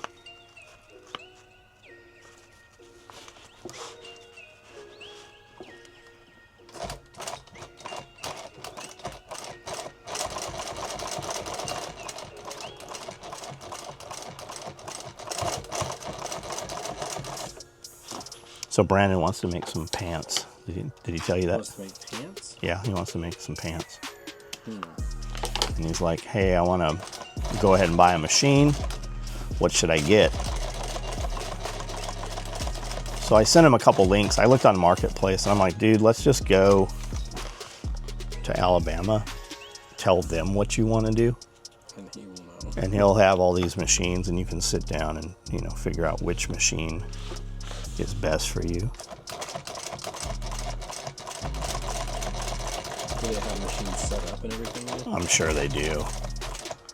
Every day on their social media, they're putting machines together and tuning them, and they even like will cut this machine in half and make it a long arm machine, like weld all the fucking pieces inside. Like, it's pretty wild, their capability, man. Especially for an industry where those guys are just, they're gone, like they're dying, you know? And there's no 16-year-old kid running around going, I want to be a sewing machine guy, you know? And luckily they have that. Like, they have an 18-year-old, his son, and that family. So there was like his father, so the grandfather was there, the father's there, and now the kid is there.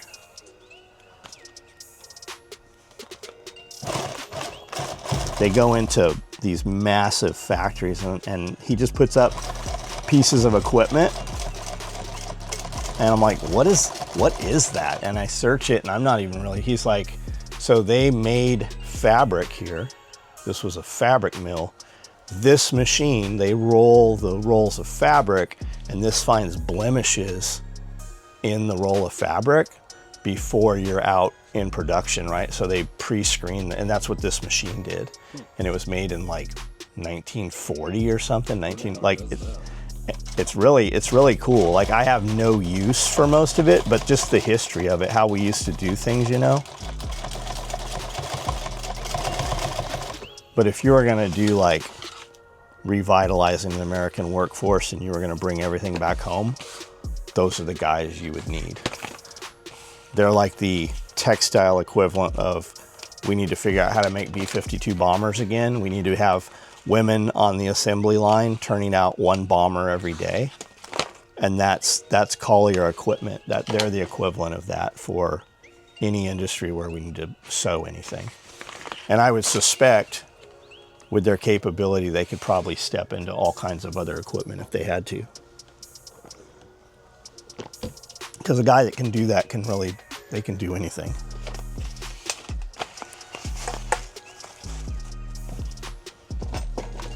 Okay. Last trip inside, I think we need to go get plastic buckles. I need tri-glides to be able to, and I need those webbing for the back for the hydro. So while we're there, we are going to go ahead and put snaps in these 4. So bring your little movie machine, and through the wonders of cinema, I'll show you how we put these snaps in. My eyes are full of sawdust. Do you think so? Oh, I know so. When you opened that door, it blew back in my face.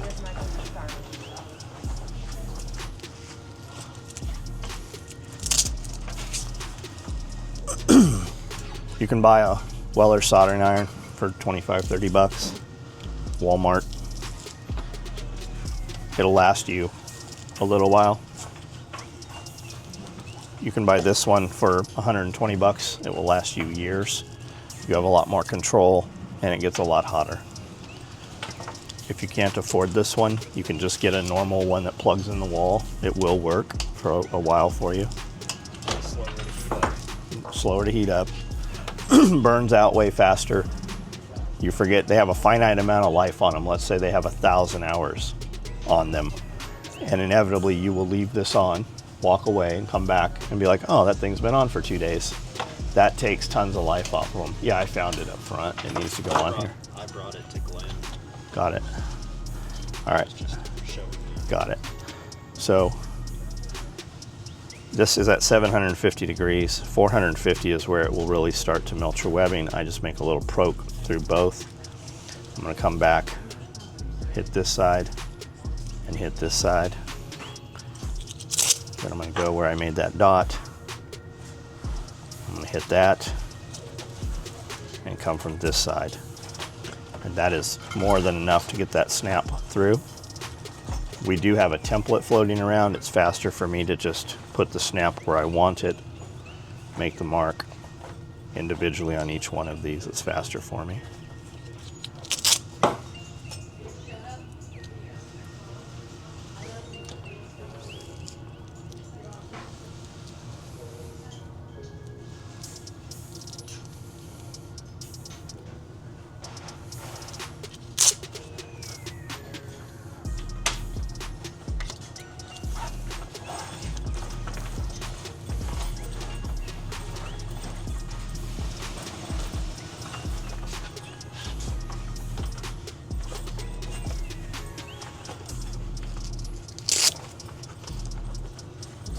I see Nalgene pouches, mini kit bags, single point slings.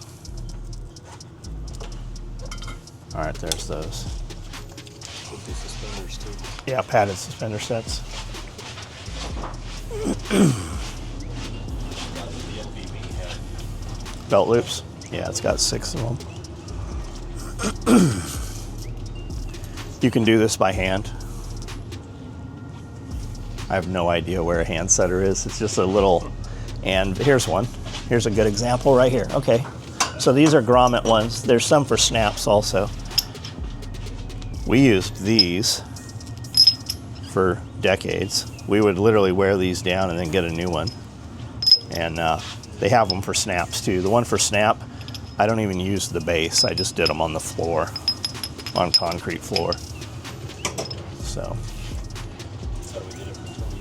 Now we're not heathens. We have these. There's that. I also don't use the cap. I use the stud, the flat stud on both sides, because the cap is actually an additional piece on here. It sticks out, gets shiny, and also gets damaged. I've never had one of these ever get damaged or come apart. So I don't use that other part. I just use 3 pieces. I use the stud, the socket, and then, well, I use the post, the stud, and the socket.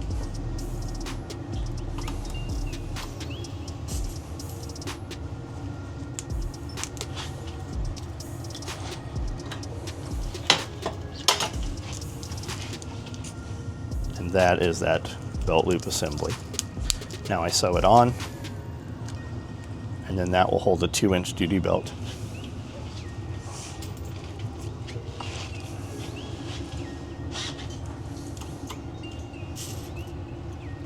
They're putting a bunch of these on those padded suspenders. They were asking me about them this morning, where I wanted that spacing at. There's always some question because they creep, like they transition, they just shift a little. Those guys left the snake room already. They've got a good chunk of the ceiling in. cool. I don't think they've ever done it before. I think they bit off a little more than they were ready, but I'm sure they're learning a shitload. I'll bet the next one looks even better. I figured at some point we'll get them to do the ceiling in your building and the podcast room. If they will, they might be like, nope, we're not doing this no more. Are we doing a snap lesson? No, I just need the snaps for these LBVs. I'm building a modular LBV on video. Just getting it so I know what I'm talking about, because we're about to build a bunch of them.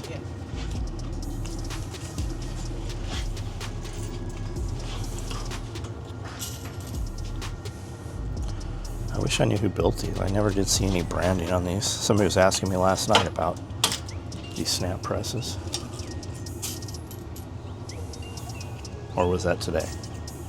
It was today. It was today? Yeah.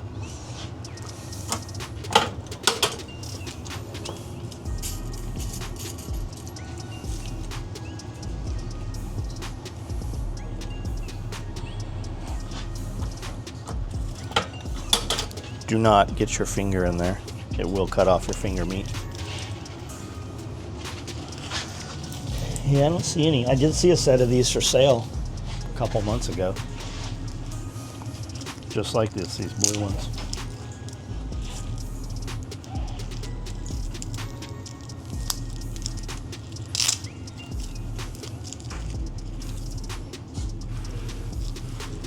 We used to have a guy stand all day long and just put snaps in, just like all day. Put snaps and grommets in. All right. This is a tension lock. The webbing comes up here, down here. This is what attaches this panel to the back panel and gives you the adjustment. I sew these just on each side of this stitch line here, and they go right here. So if I had a guy that's like, hey, I'm a real big dude, I need more adjustment, I would probably set his out here, and that would give us another 3 inches of adjustment on the rig. I have always sewed these right here, and what this does, by sewing it here, you're able to use this channel. You're also able to run behind this and use this channel.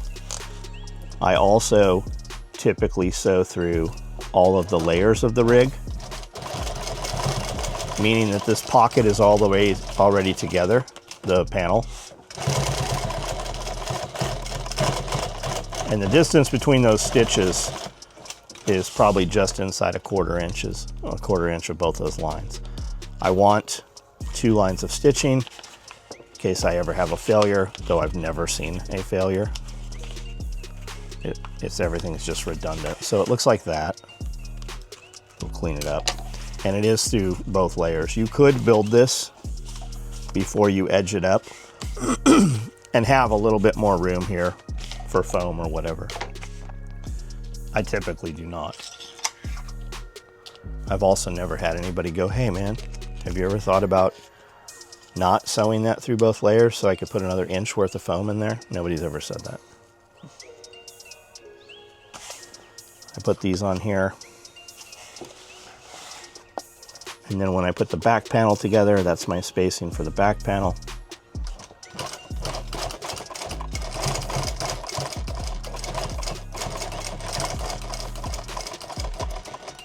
Just cut that.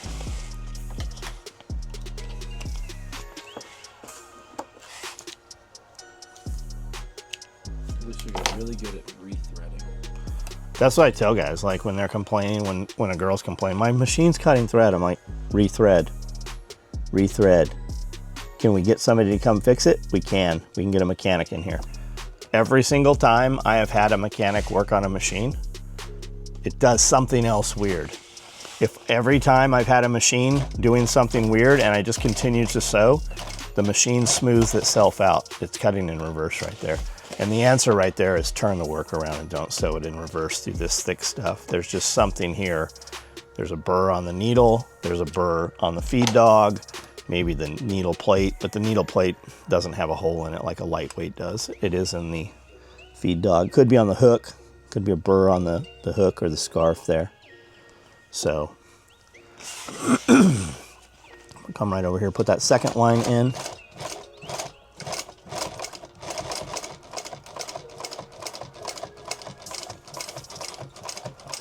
There's just something there that the machine did not like.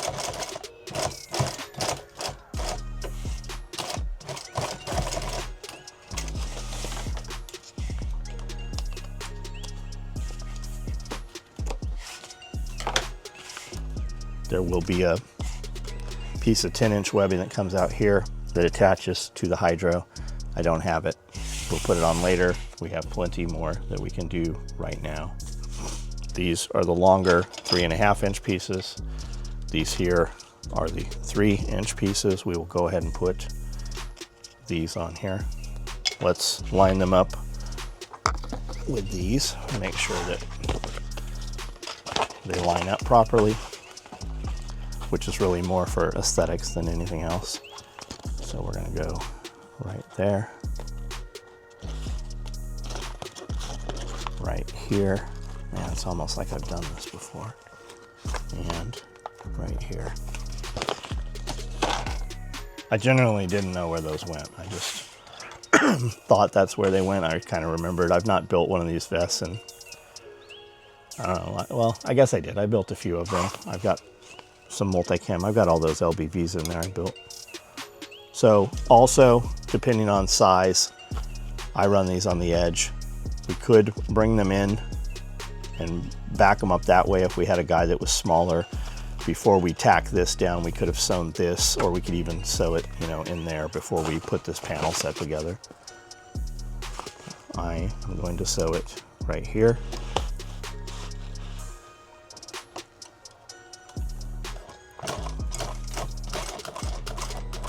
Will this sew backwards?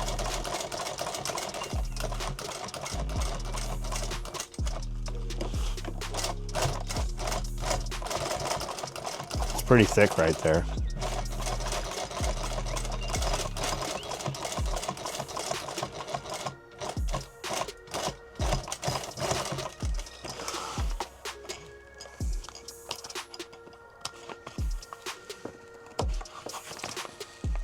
A lot of times when you're having weird problems too, you can simply change the needle. And a lot of times that'll make the problem go away.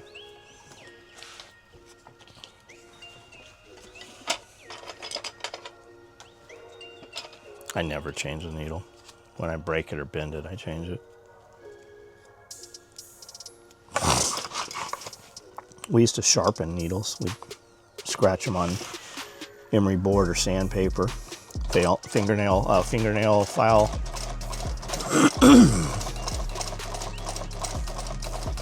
Because we couldn't afford needles. And it was a mystery as to where you got them. You'd randomly just have a 10-pack and you're like, I don't know where these came from. I don't know. Well, I mean, you'd have to travel somewhere to get them, right? Yeah. The internet didn't exist. You couldn't get them at, well, hell, we didn't even have a Walmart. Like, the Walmart wasn't even in San Diego yet. And you go to a sewing machine, a sewing shop, and they didn't have any commercial shit.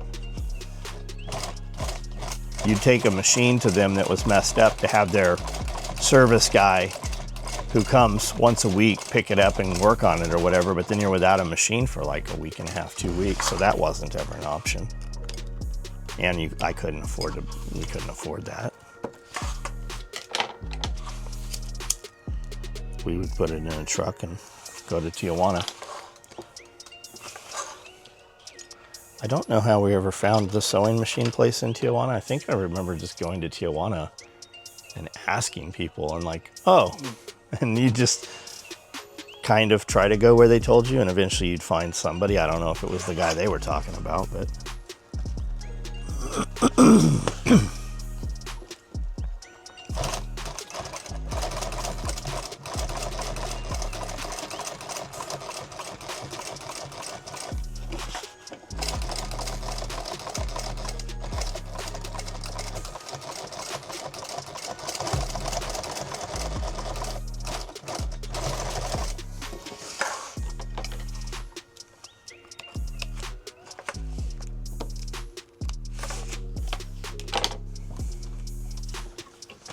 all right, there's those. There's that.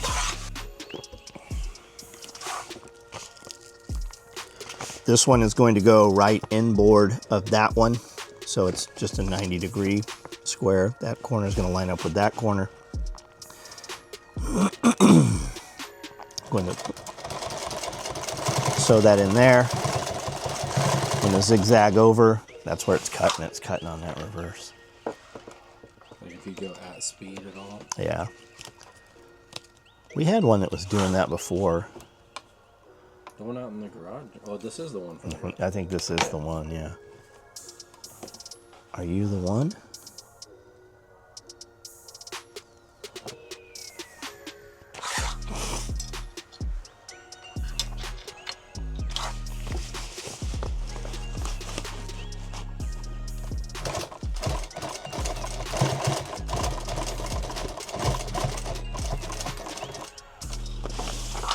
Normally I'll just travel across. I hate cutting all these threads like this, which then you have to burn all of them. Most companies, by the way, don't. When you get shit, it all has little thread whiskers all over it. I'm of the belief that everybody has a $1,000 camera with a magnifying glass, so inevitably the guy that gets that piece of gear is going to be excited.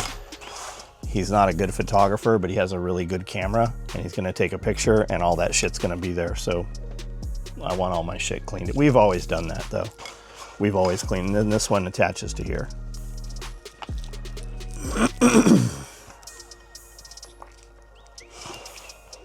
We have over the years seen guys put 3 belt loops on a panel like this. Does not need it. It also removes 1 inch of surface that you can use on the belt.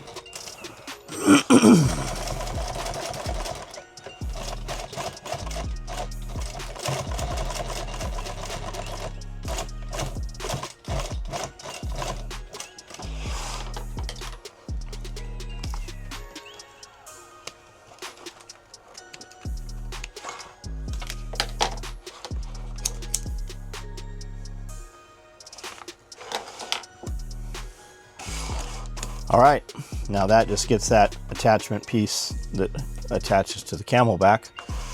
That vest panel is done. This one here is very close to done.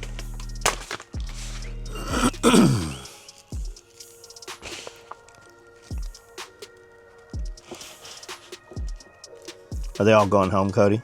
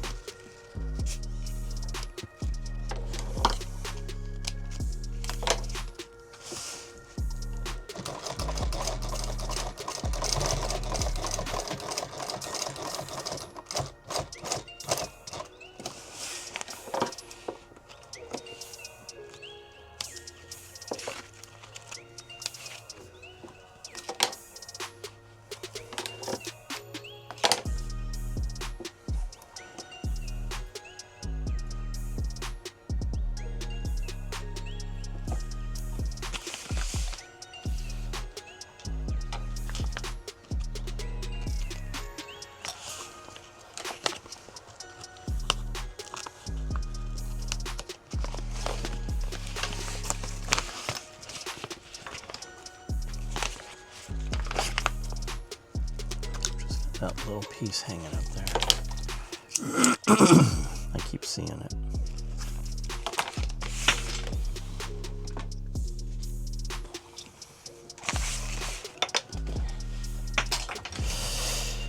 Man, Man down.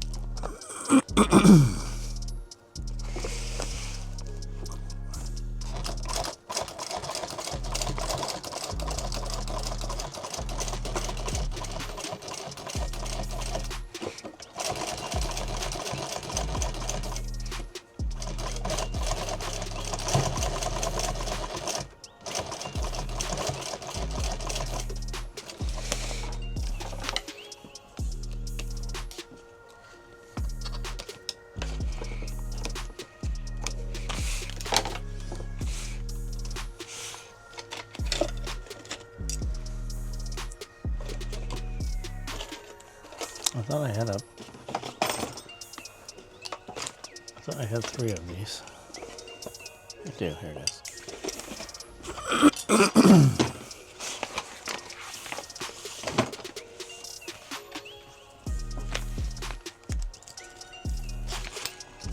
When we have people on the clip and clean table, they often have a very hard time putting these buckles on. And usually it's because whoever sewed it has not sewed it even and they're canted a little, so this is a little wider than the slot.